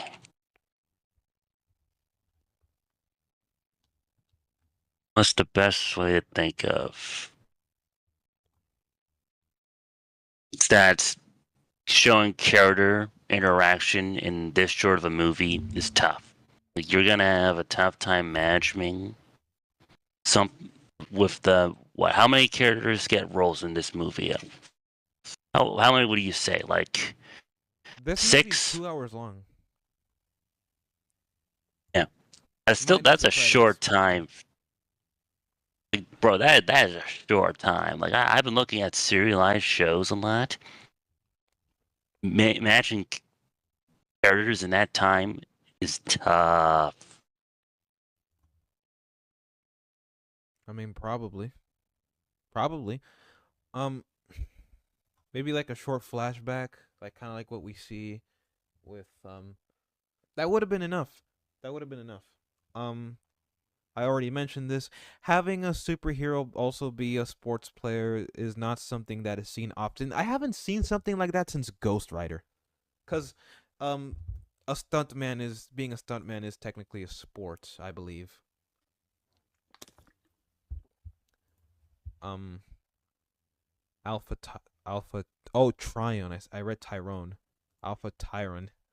Tryon. Alpha Tryon says, "Would you ever make your own Ultraman movie?" Right now, I would probably say no. However, if I was tasked to do it, I would definitely want to make an Ultraman movie be as good as possible. I'd research everything there is to know about Ultraman. I'd try and learn the lore. I try and make sure to get everything as accurate as possible. Make sure the plot makes sense, but also make sure that the lore of Ultraman is consistent within itself. Make sure that everything makes sense. Make sure that everything is like up to date. Because that's the thing with directors nowadays. There's no passion. If you guys have seen The Acolyte and the interviews of Leslie Headland and The Acolyte, she doesn't really seem to know what she's talking about in regards to not only just writing but also just Star Wars lore in general. Even I'm not that familiar with it cuz all I've seen were the originals and the prequels, but even then I could tell the insecurity with the with how she talks about the lore, the sheer vacuousness of her speech. It comes across as pretense. She is pretending to know what she's talking about when she doesn't, and she uses vague terminologies and sweeping generalizations to to talk about these things, and it just comes across as her being lazy with her lore. And there's a whole thing with lightsabers not actually doing their job and just being there for just iconography points, and like lightsabers don't mean what they used to mean anymore, and their meaning has been diluted because of their use and overuse and abuse. And then there's the overall quality of the Acolyte, which pu. So if I were to make an Ultraman movie, I would definitely want to avoid something like that and just overall just immerse myself in the world of Ultraman, which would be an arduous task. And again, like Ultraman's design it's just automatically appealing, but the actual stories, you will have to do something like Ultraman Rising to get me hooked. Cuz with the Ultraman show, I had to force myself to watch it. But when I actually did watch it, I actually enjoyed some of it. Some aspects of it. I definitely did enjoy it. I might continue watching it tonight, but yeah, I had to force myself to watch it, and I don't think anybody should force themselves to watch something as niche as Ultraman, especially with how much potential Ultraman has. And I can see that somebody has already tapped into that potential because this movie, like I said, it's incredible. It's amazing. How many equals? I think you mean sequels. Do you want for Ultraman? Well, I always like trilogies. Trilogies. There's just something really good about that. That makes me feel good about just having one, two, three, like a holy trinity. Like there's a finality when you reach the third movie in a trilogy. There's like that sense of finality, like you just completed a really long Transformers. journey. Yeah, I would want two more sequels just to well, I mean, the director said that he's already doing that, so like again, like I'm already getting what I want. But if I were to make a Ultraman movie, I would probably experiment with what I already would know about Ultraman from research and see what kind of story I can tell with that, and just see where my path leads, where the writing leads. And I would probably structure it as just a one-time story, just a one-time movie. um I wouldn't want to make sequels if I'm not passionate about Ultraman. I could become more passionate about Ultraman if I become more immersed in it, but you know, right now I'm not too interested enough to make a movie, but I'm interested enough to watch movies like Ultraman Rising, Ultraman Blazar, the original Ultraman series. Ultraman Blazar put me off because it was Suitmation, but I might give it a chance. Again, I might give it a chance. Mm. Let's see through my notes. The line "I am the greatest living player" that Ken says shows that he holds some level of respect towards people before him, like Matsui, which is something that is established earlier, and it's a reoccurring thing. Matsui's name gets brought up over and over again in this movie, but he places himself on that level in his own home turf when he's yet to prove it, something Shimura, his coach, sees through almost immediately. And that, I think, is probably the best way to depict this character's lack of humility. It's genius, I think. Or maybe it's not genius, but like stories of like prideful people learning humility will never not be endearing. Humility is a value long gone, and I wish it could be brought back because we need it as a society. We need more humility as opposed to like pridefulness and ego. The the ego. If you could make an Ultraman have any crossover, who would it be? Godzilla. Like that's the automatic pick, Godzilla. It's the most logical pick. I don't think I've ever seen Ultraman and Godzilla interact. Much like I've never seen Ultraman and Godzilla and Ultraman interact. However, that's also the normie take, so I would probably go Ultraman and Gamera. However, I'm not sure if that's already happened. So yeah. On a writing level, this line works perfectly. I am the greatest living player. It's a lot deeper than people think. And it's nice to see like this character can care so little about his job as Ultraman. He's willing to sacrifice collateral damage and go against his father's philosophy. Like at this point in his life, he doesn't believe in his father. And this is like a reoccurring thing. Like his father, by the way, Naranga's design in this movie is amazing. But yeah, I love how expressive the monsters too. It reminds me of Pacific Rim in a sense. It reminds me of Pacific Rim. But yeah.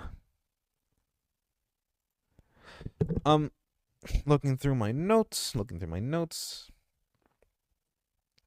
Going against his father. The KDF is seen using excessive force on Naranga. See, the KDF force is what I wanted Monarch to be in the Monsterverse. Like genuinely. The KDF is what I wanted Monarch to be. Who do you think would win, Ultraman or Godzilla? I don't know, because I don't know who the most powerful version of Ultraman is. So that's not a question for me. That's a question for Minecraft World, which was just here, but he's on Zim's stream. But yeah, no, that's not a question for me. But I would want Ultraman to win because I'm tired of seeing Godzilla being like the T-Rex of fiction. True. Yeah, like I love Godzilla. Okay, people think I don't. I do. The reason I criticize it is because I love it and I want it to be good. But I am genuinely tired of seeing Godzilla be like the T-Rex of fiction. Would I ever dress up as Ultraman? Okay, I wouldn't go that far. I wouldn't go that far, man. Come on. I have too much self-respect to dress up as a character as niche as Ultraman. Not to say that there's anything wrong with Ultraman, no. But if it's niche, maybe unless it's Radiant Black, because Radiant Black is super cool. Well, actually, no, Ultraman, it's just the spandex, you know? It's just the spandex. I don't know. There's just something about spandex.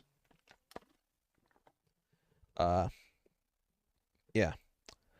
The KDF Force is what I wanted the Monarch to be, because at least like with the KDF, they are shown to be brutal, but they are also shown to be super effective.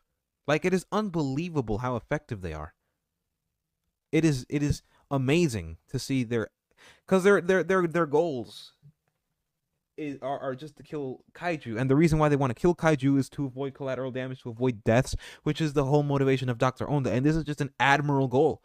But it conflicts with Onda's not Onda, Sato's goals of protecting nature. We haven't seen animals like these, and we see it at the very beginning where even Ken shares the same sentiment, like, oh, These are kaiju, not bad guys, but not good guys either. They're just animals.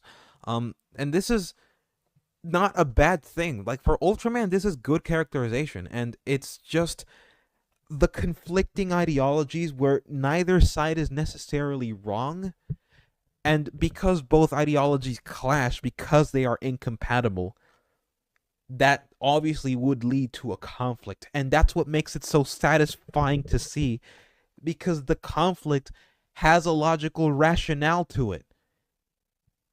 It has a logical rationale to it, and it's so satisfying to see. And my headphones just died. Excellent. Okay, they're back. Astro, say something. Woo! Okay, I can hear you. Okay, that's Hello. good. Alice says, all right, I'm going to Zim stream now. Okay, have a good time. Bye. This is probably less fun.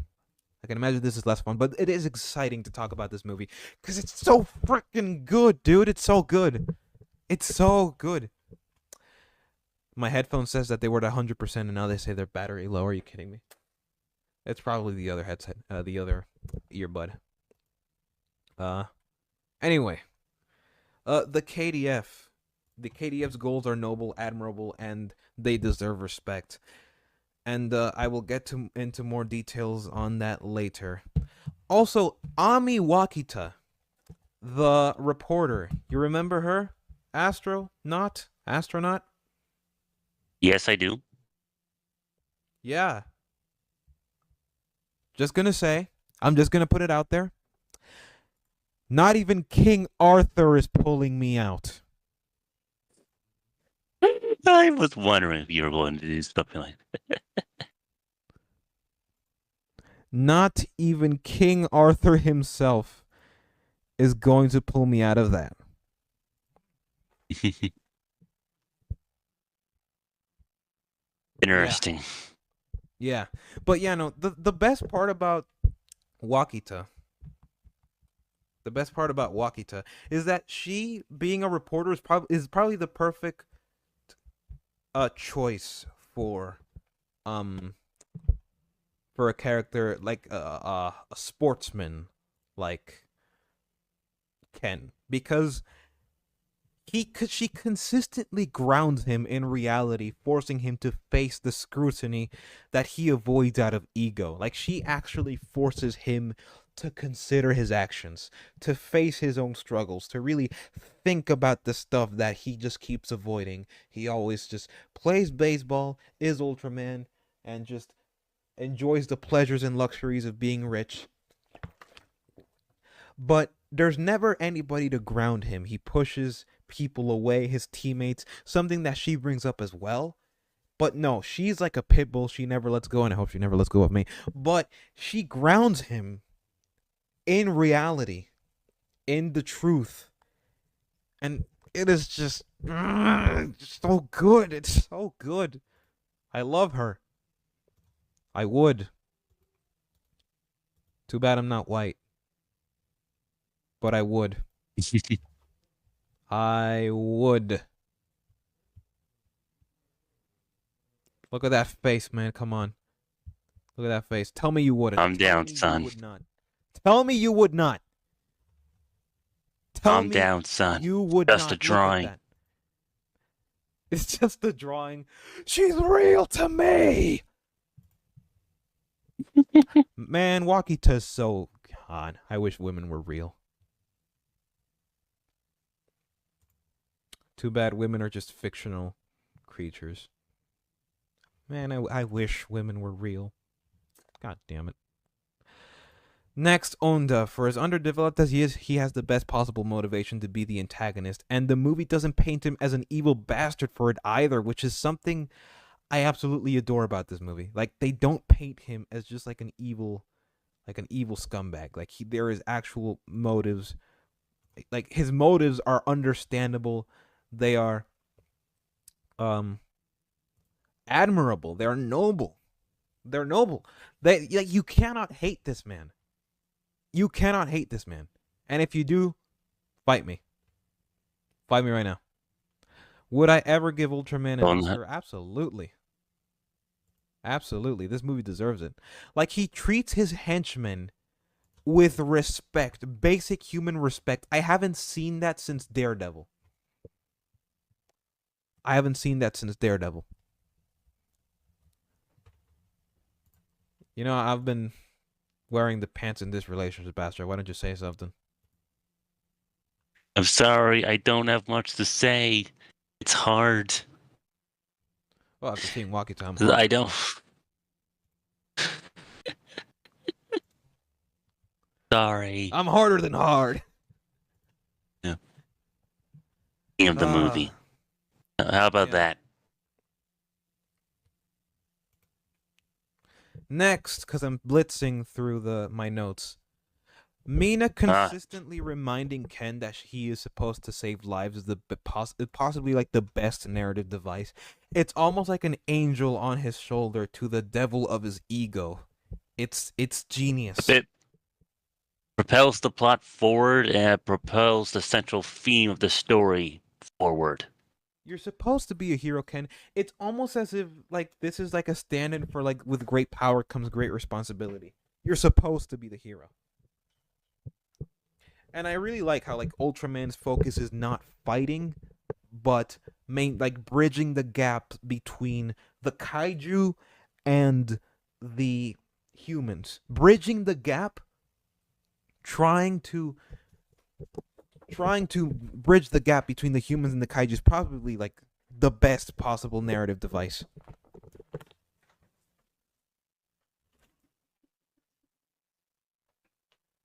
It is possibly it's genius. It's genius. The best possible narrative device for a story like this.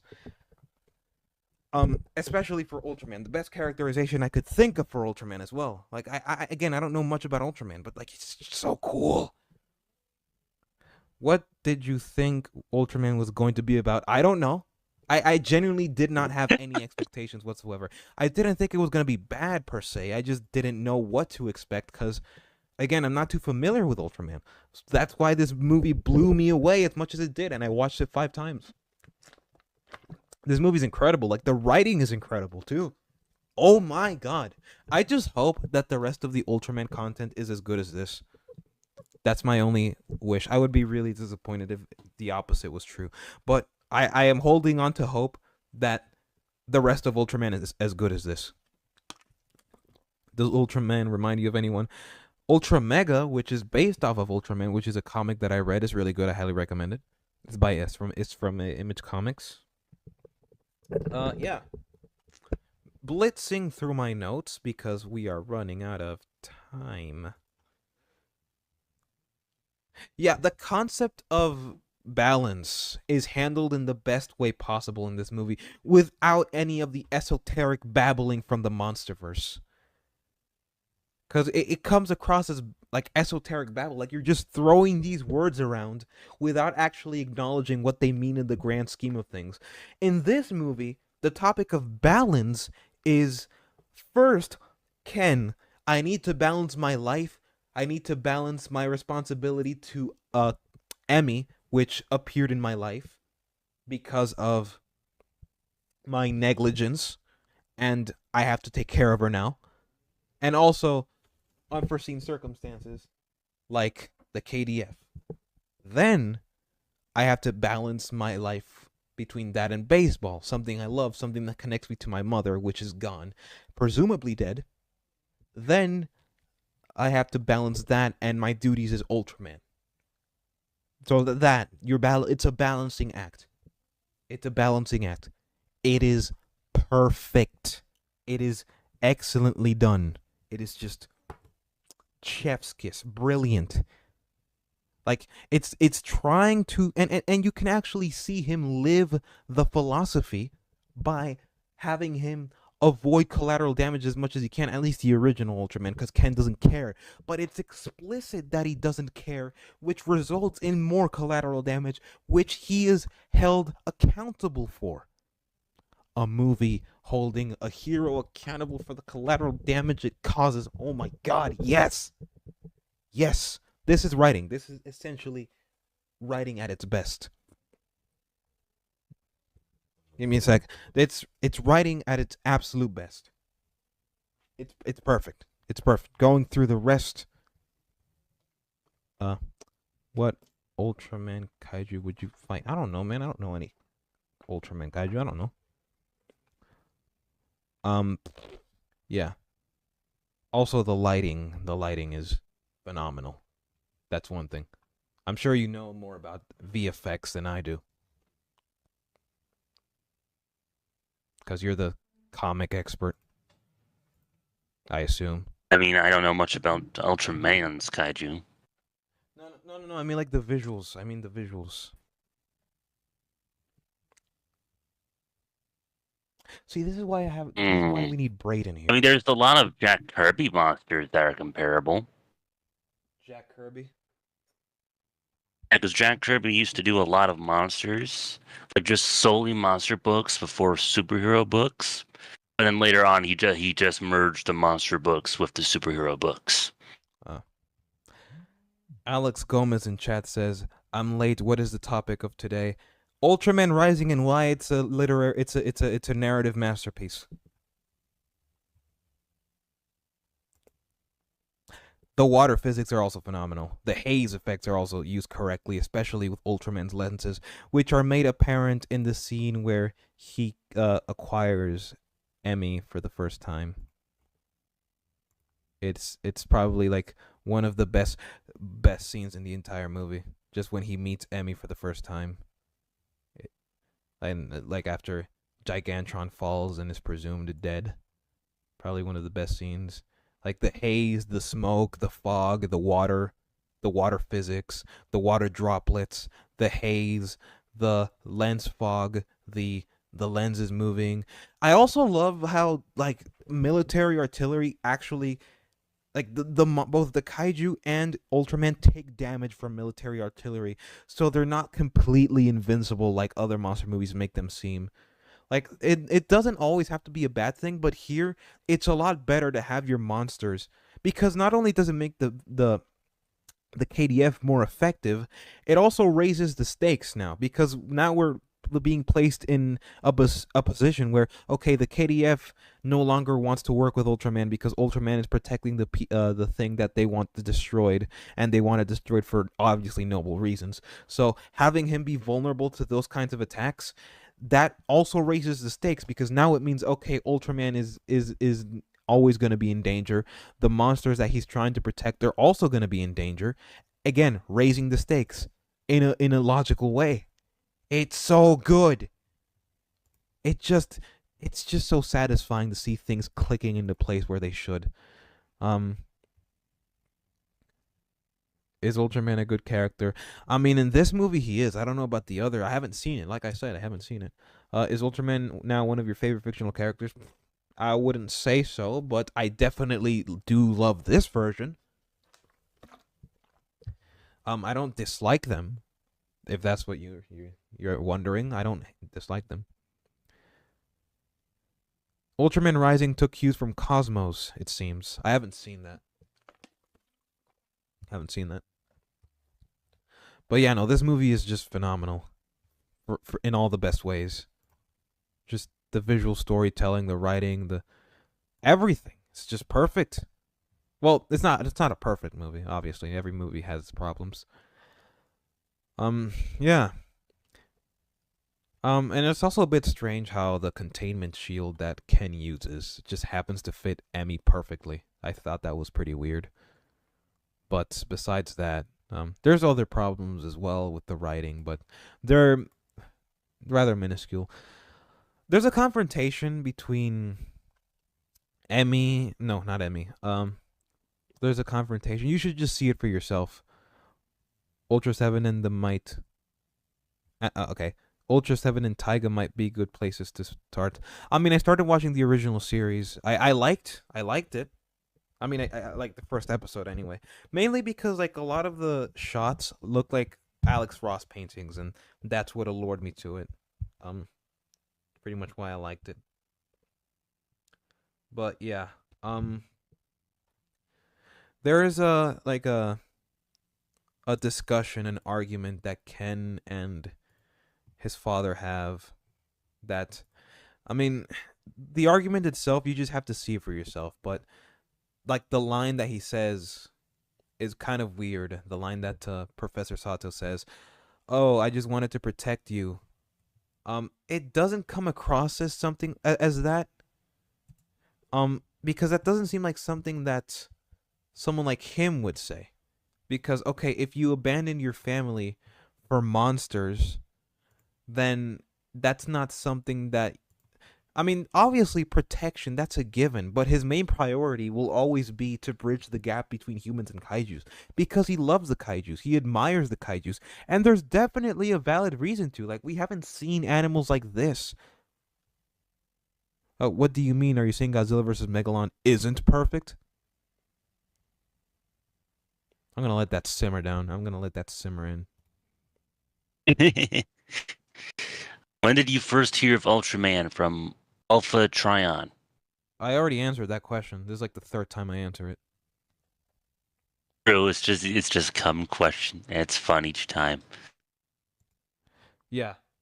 But overall, like this film, this discussion, I mean, like the line "I only wanted to protect you" doesn't come across as something that he would say to justify choosing kaiju over his family. And then there's skipping ahead, because I mean the rest of the movie obviously, but you have to watch it. You genuinely have to watch for yourself. I don't want to like spoil the whole thing, but over time we see like a montage of Ken losing his ability to play baseball. Like he's losing his touch on baseball because he cannot balance his life, which again is a whole theme of the it's the whole theme of the story. And it's the breakdown, like the mental breakdown between at the scene where he gets threatened to be transferred to the Tigers. That scene genuinely feels like an accurate reflection of parenthood and just how hard it is. Like that felt genuine. That felt like something that happened to every parent at some point. I feel like if a parent was watching this, they would be like, "Oh yeah, that I felt just like this about you, son. Like sometimes you drive me nuts. I love you, but sometimes you make me cry because I'm like you frustrate me. It's very hard to deal with kids. It's very hard to deal with a chaotic kid like you, especially a kaiju kid like Emmy. Which I mean, Emmy is a good kid. Like as far as Baby Yoda character goes, as far as Baby Yoda characters go, Emmy is probably like the best kind because she isn't annoying. She genuinely is like charming to watch. She's a good kid. She's a good kid. She's genuinely a good kid. She loves her father, Yes. surrogate, unconditionally. And it is just the most adorable thing to see. It is just beautiful. Just a beautiful NNN in chat says cut his mic. Shut up. Zim just messaged me.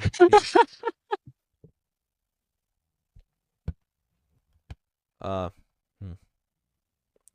What did Be virgin teenager. This must be how parenting feels. I would imagine a virgin teenager would probably, like even my parents would probably attest to something like that. They would probably attest. There have been times where like my mom has been so frustrated raising me that she started crying. The baby character trope, Alex Gomez says, the baby character trope here actually had purpose besides marketing and plushie selling. Yes! Yes, there was an actual purpose to Emmy's existence. And on top of the fact that she was actually lovable, she was likable, she was a joy to watch. God, I love Emmy. I love Emmy. When Emmy cries, when Emmy was sad, I felt sad. I felt sad. When Zuko in Godzilla X Kong: The New Empire felt sad, I felt happy. That shouldn't be the case. I shouldn't be happy that your baby character is sad. I shouldn't be happy that he's suffering. I hate Zuko so much, dude. I saw this Twitter post of like a guy that apparently that he had a dream that 2014 Godzilla. You know that scene in the Suicide Squad where King Shark takes a soldier and rips him in half? So the guy in the Twitter thread, the guy in the Twitter thread was like, I had a dream where 2014 did that, but with Zuko. And I was like, yep, I agree. Like that's something that should happen. Like just I hate Tsuko. Um yeah. Moving on. The detail of Ken bouncing his leg when Ami is psychoanalyzing him in that interview is a nice detail. Like you can tell that he's nervous, not just around her because I mean, look at her, she's gorgeous, but also because like he's not used to like being psychoanalyzed because like again, like the movie establishes that he pushes people away. He pushes people away for a reason. And it's mainly because he doesn't want to show vulnerability because he has an image to uphold. Um and fair enough. Fair enough. But yeah, no. Ami is best girl. Best character. Best character. Look at her, dude. Look at her. Look at her, dude. Look at her. Dude, come on. Tell me you wouldn't. Yes. Alex Gomez in I'm chat down. says my mom would yell at me whether I was behaving or not. She just yelled at me, told me to go away. That sounds personal. Yeah. But yeah, no, like him being nervous about confronting his like existence is just it is just a small little detail that I absolutely adore. And also, hold on. There is a shot that I love about Emmy during this whole scene because she's wrecking havoc because she gets acid reflux. Well, the kaiju equivalent to acid reflux. And there is this face that she makes when she's eating a fish where she looks so content with herself. Boom. Sandy. This face. How could you hate her? How could you hate her? Look at her. She's so content with her fish. The floating robot, Mina, good character, good narrative device as well. And then says would not. Why? Because she's Asian? Dude, you're white. It's perfect. Come on. I assume you're white. Obviously. I don't know. You could be black. Or also Asian. Never trust a binge with 2-syllable name. Ah. You know what? Fair enough. I'll give you that. Fair enough. But look at that face. Come on. How could you hate that face? Look at her. Look at her. How could you hate? She's so cute. Very smug. Smug. She looks content with herself.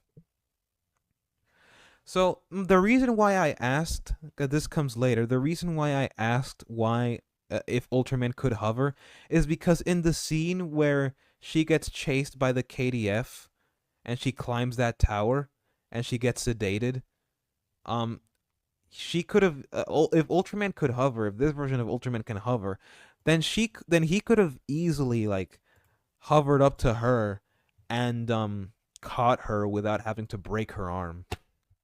He could have easily done that, but I don't know if this version can. But if he can fly, I would assume that if he can fly, then surely he can hover in place or just move himself on the y-axis in such a way where he would be able to catch her without her arm breaking. I feel like that should be possible. I think that was just to have her.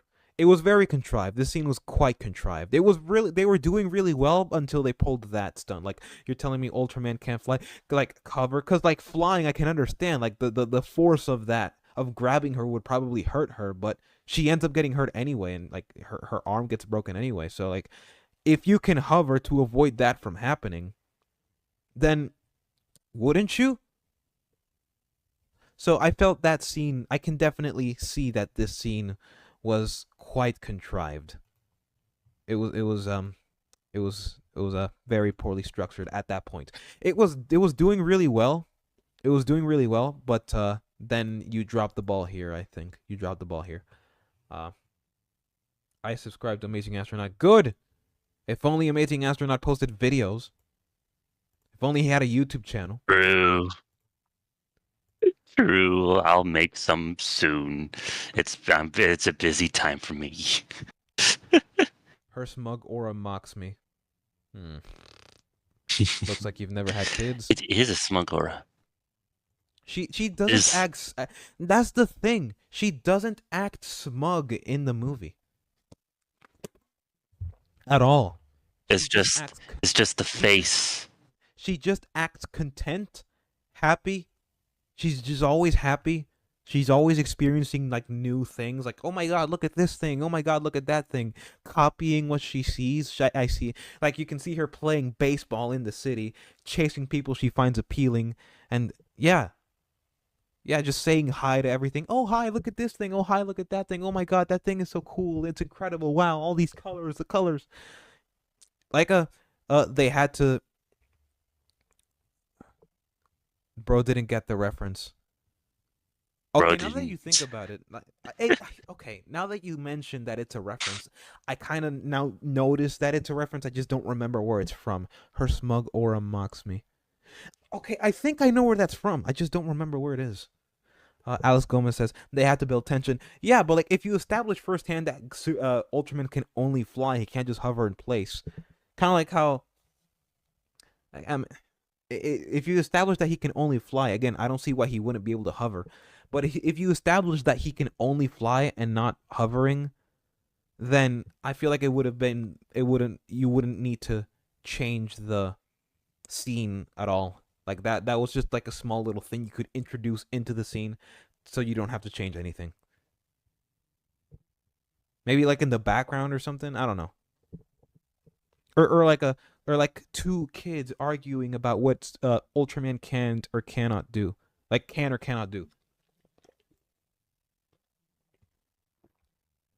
That would be fine. That would be a fine scene. It's a little contrived there. It's a little contrived, but it's like one of the few contrivances it doesn't damage the whole thing, which is the best part about it. Because even with these little small contrivances, it still managed to hold up, which is the best part. Like in a much worse movie, this would be a huge problem, but in this movie, it's not. It's not that big of a problem because it's like so there are like so few contrivances that that yeah. Blitzing through the notes. I already mentioned Dr. Onda being a genuinely good person to everyone.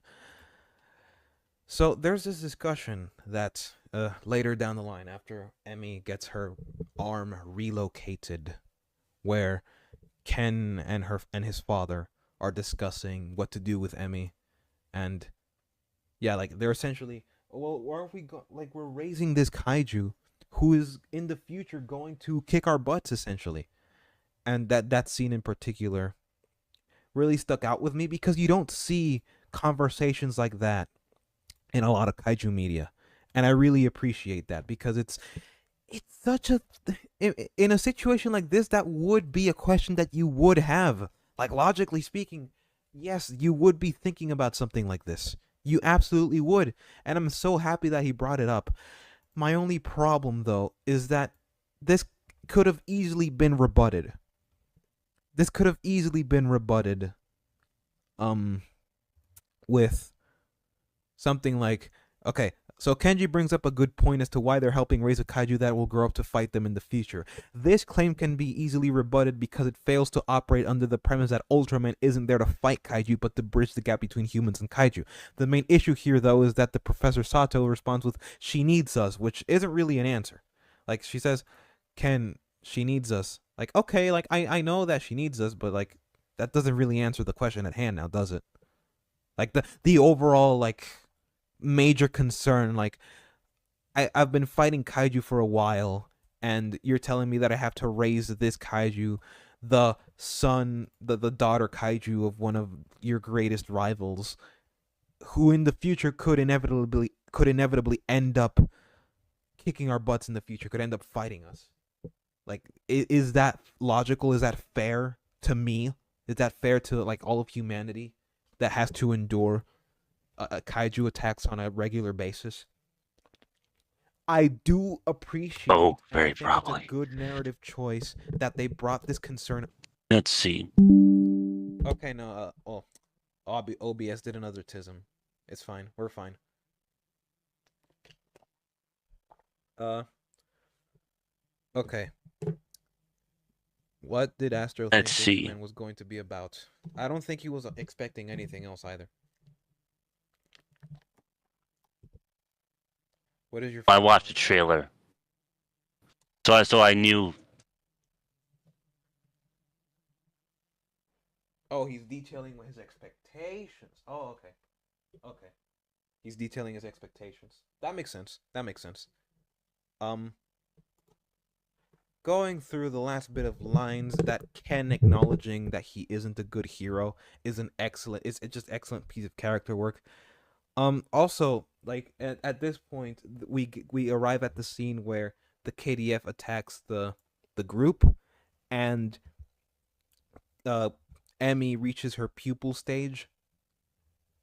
It's a bit contrived that it lasts as long as it does. I don't think it's contrived that she enters the pupil stage. I think for as long as the movie has gone on, like we're halfway through the movie, and like for as far as it has gone, like it would make sense that at this point she might enter into some form of pupil stage just for her to grow her wings to so she can look more like her mother.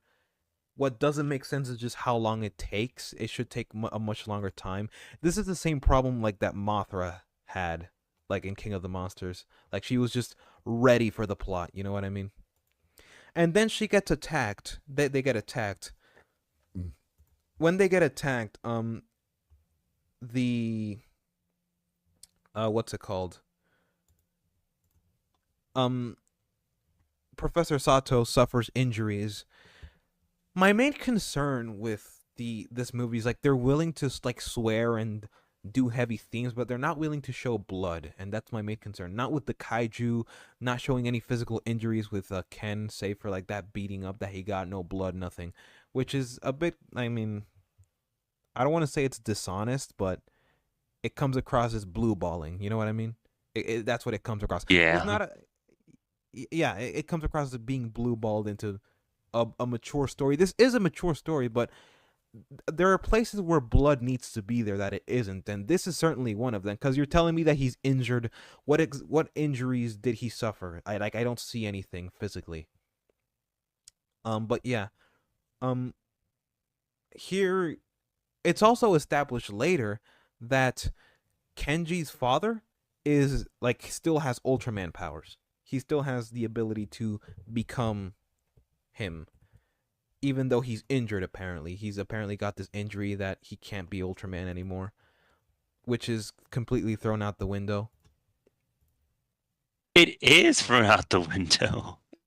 Yeah, like it's abandoned for this cool father. Thematically, it works. That's the thing. Like thematically, it works, but like narratively, it just falls apart because okay, you're telling me that he's too injured to be Ultraman, but now he can pull punches. He can throw hands with a mecha. I mean, as far as I know, this version of Ultraman has never faced a mecha. So an old man, an old injured man, retired man. You're telling me that he can throw hands with a mecha? Really? He can go band for band with uh, I don't know, a Jaeger? Really? Should Rising have been a series? Oh, I Nah, bet you. I mean, it's very possible they could do a spin-off series. with Emmy. But I don't. I wouldn't want this show to be a. No, I wouldn't want this movie to be a series because then, by virtue of it being animated, it wouldn't be taken as seriously. Um, but the things I'm suggesting that are solutions, like they don't extend the runtime all that much. Like the thing with Emmy and her broken arm, like that doesn't take all that much time. Now the thing with the father though, that's a completely different issue. If he passed down his powers, and because at the very end of the movie, he gets Iron Man 3'd, his mansion gets bombed, and at that point, uh, Ken's dad is presumed dead for good. Like he's presumed dead for good. And so at that point, you think, oh, he's dead, and this is Ken's major character moment, and it absolutely is Ken's major character moment. I mean, he's just been Iron Man 3'd. You know what I'm talking about, right? When I say Iron Man 3'd. Yes. Yeah. Um. He. What? Never mind. No, Oh, okay. won't say it. No. Yeah, but this is like a crucial character moment, like being Iron Man 3'd. He's dead. Emmy is awakened, and she goes, oh, I see my mother. I'm going to her. It's actually Mecha Gigantron, but um, he should have stayed dead. I think Ken's dad should have stayed dead at that point if you were gonna do that. Um, if you're gonna, cause him being alive all this time kind of undermines this scene in particular. It feels cheap, you know. It feels like I'm being emotionally blue balled. You know what I mean? Yep. Mm. Because it's, and what's the word? Improper formation? No. Cliche? I wouldn't. I mean, it's kind of clear. Like this is kind of like the same problem that Godzilla -1 had. I'd say here it's a little bit more egregious, but it's definitely the exact same problem that -1 had, where Noriko was just alive at the end, whereas there's absolutely no way she could have lived. Thematically, it works, but on a structural level, it just doesn't. And here, thematically, it also works, but at the same time, structurally, it doesn't. Like on a plot level, narratively speaking, it doesn't work because it doesn't make sense. Um. What else? Yeah. Him being coming back to life. I feel like there could have been a scene where it was like, or at least like a brief bit of dialogue where he says, "Oh, um, the alien that gave me my powers, like I'm not done. He's not done with me yet. He wants me to teach you one final lesson or something like that. I don't know, something along those lines." Um, Another thing I absolutely adore about this scene at the very end of the movie, like the final battle, is that director Onda decides to lead a suicide charge and save his crew. Like he saves his crew, and his crew is visibly upset by the fact that their director is about to sacrifice his life for what he believes in. Like it is genuinely heartwarming to see an antagonist, because this isn't the villain, this is just an antagonist. It is genuinely heartwarming to see an antagonist who cares about his henchmen and that his henchmen care about him as a human being. It is so heartwarming to see. It's so cool. I've never seen something like this. I haven't seen something like this since Daredevil. Again, like with Wesley and Kingpin. I haven't seen something like this since Wesley and Kingpin. I love those two. And I love this guy too. He's so cool too. And the mecha. I mean, I mean it's all right. It's like as far as mecha design goes, as far as mecha designs go, it's an okay one. It's probably not as like as you know awe-inspiring as like a Jaeger, but it works for the movie. It works. But thematically, having a father and son teaming up, and an old friend now turned enemy fighting Ultraman. It's thematically rich. My only problem is that there's not enough dialogue to warrant it. There's not enough dialogue between Onda and uh Professor Sato to even warrant something like this, which is my main issue overall with this particular scene. Like the character work is a bit damaged because of it. But overall, it's one of the it's one of the main problems, and it's the most egregious one because it has easy fixes, and it undermines a lot of character moments as well, which is a bit frustrating to see considering that the rest of the movie has been really really good so far. um I also love, like, this is a bit off topic, I love how um and whenever Ultraman is doing something, he always runs into Ami and her family. Like the grandma from the very beginning. I didn't know this. I realized this um on my most recent rewatch, which was last night, that the grandma from the very first scene when Ultraman is fighting Naranga is apparently Ami's mother. And from what it looks like, Ami's a single mother, and I know there's a stigma around her, but hear me out. I'm gonna be the father that steps up. All right. Ah, Astro, say something. Let's see. What's the best way to think? What's the best way to I really think, don't have man? anything to add. I don't have anything to add to that. You hit the nail on the head. It's like, so I do think this movie it a bit nice and simple. I bet you there's some Easter eggs for people who, are fans of the Ultraman series. Alex Gomez says, "You know what would ruin Ultraman Rising? What would really ruin what you know what would really ruin Rising? Making it canon to the monster. Oh, and don't. No. But yeah, no. Back with Ami and her grandma, including her in these scenes, like whenever Ultraman is around, really gives it a very small world type feel to it. Like these characters know each other on a like beyond just like the typical, like beyond the cordial domestic. You know what I mean, right? They know each other beyond that point. It's a really good thing that they decided to do this. Um, and finally, to end things, once and for all. There's a lot of plot armor here, and on a plot level, like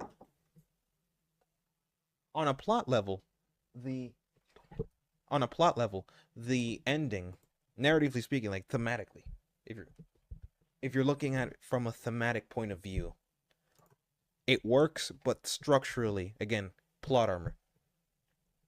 Plot armor. Um, so it would fix things to I have mean that Kenji's is dad. It would end things to have Kenji's dad sacrifice himself instead of Kenji doing a fake out sacrifice, because not only would it harken back to the conversation where Professor Sato said all he wanted to do was protect him on a character writing level, it would also be the final push. Ken needs to be a better hero, and it would have ended his arc nicely, since both his and Ken's character arcs are now complete.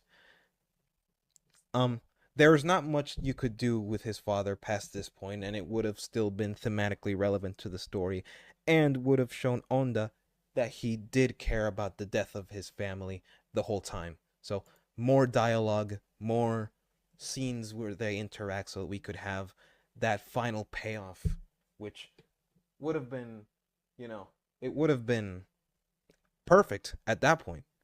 It would have been like the perfect solution to this problem. Rune, get me on. I'll say some words. Do you want to invite him?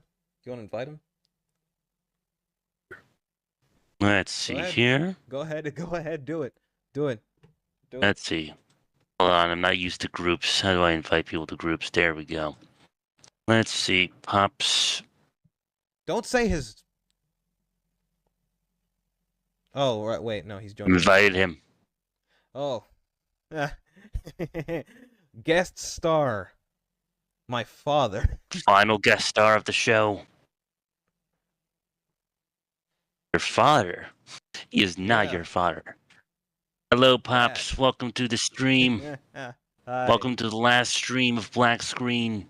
That's right. I wanted to get a few words in on the last stream, man. Give you my blessing. Congratulations. You're finally fucking doing something with your life. That's awesome. Jesus Christ, man. Nah, you're the man, dude. Straight for the throat, man. Nah, it's all good. And also something you brought up. I don't know if you said this before, but I know it's been said about a few like superhero movies too. Now that like Marvel is going so grand scale with the multiverses and everything, it feels like it's like almost they're stretching themselves too thin. And something that can save a franchise like that gets stretched too thin and puts on a grand scale is like having a more insulated story here and there, focusing on the characters rather than some massive disaster, world-ending event. So I think it was a good dynamic, or what would you call it? Like just kind of the setting. Well, I described it as like a small world type feel to it, because a lot of the character interactions are very isolated, and by isolated I mean like within their own bubble, like the bubble of like the protagonist. You got Ami, and then you got her daughter and her mother, and then you got Ken, and then his mother and his father, and then his baseball colleagues like the coach Shimura. Um, it's a very small world type feel to it. There's not it's really not that big of a cast, really, when you really think about it. As far as cast Uh-huh. go, it's really not that big, and the stakes of the story are more personal than they are grand Yes, scale. exactly. Yep. Yeah, Yeah, it's very you need interesting. something like that once in a while, just as a refresher. It definitely is, especially with the moral of the story. Just don't be a prideful asshole. It we Hmm. need that. We need that, especially today. Wink, wink, nudge, nudge. Um, yeah. Beyond that, I think that's about it. That's about it. That's all about the full analysis of Ultraman Rising. And I wish I could go deeper, at least with the animation, because the animation is just phenomenal. I've already described like the haze and how it works well with the compositing and the the friggin' the lighting. Like this movie looks crisp. It definitely looks really really crisp. The fight choreography is really good, and there's the one scene where, my Dragon Ball loving self, I come on, like the not the final Kamehameha, the father son Kamehameha. That had me screaming. That had me screaming, pissing, shooting ropes.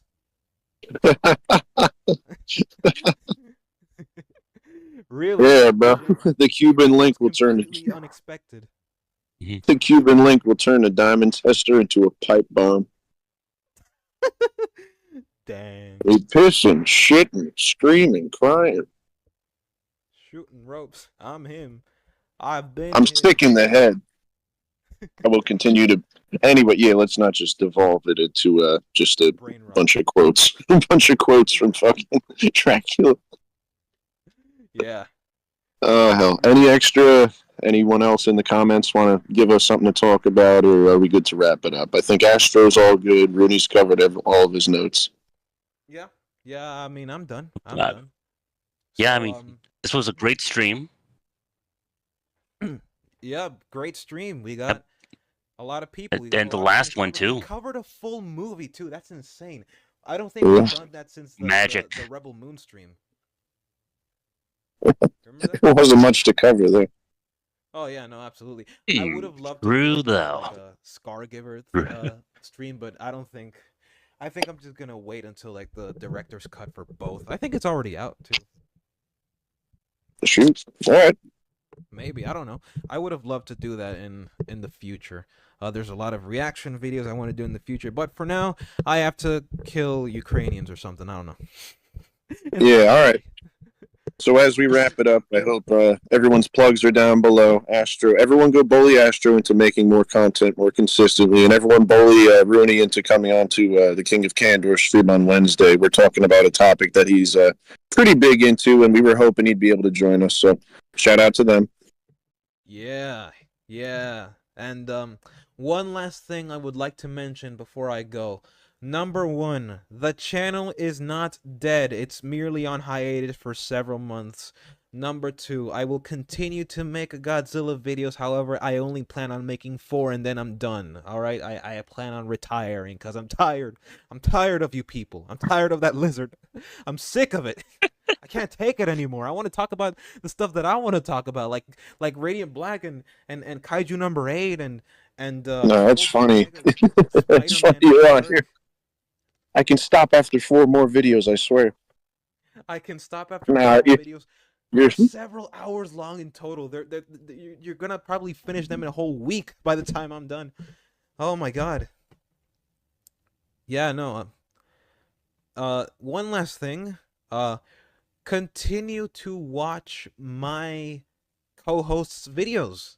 King of Candor, Amazing Astronaut, Braden.mexe, CGF Movies. Xenodrome is still not finished with his Kung Fu Panda review, but watch out for that because he's going to drop a hard one like it's a Taco Bell toilet.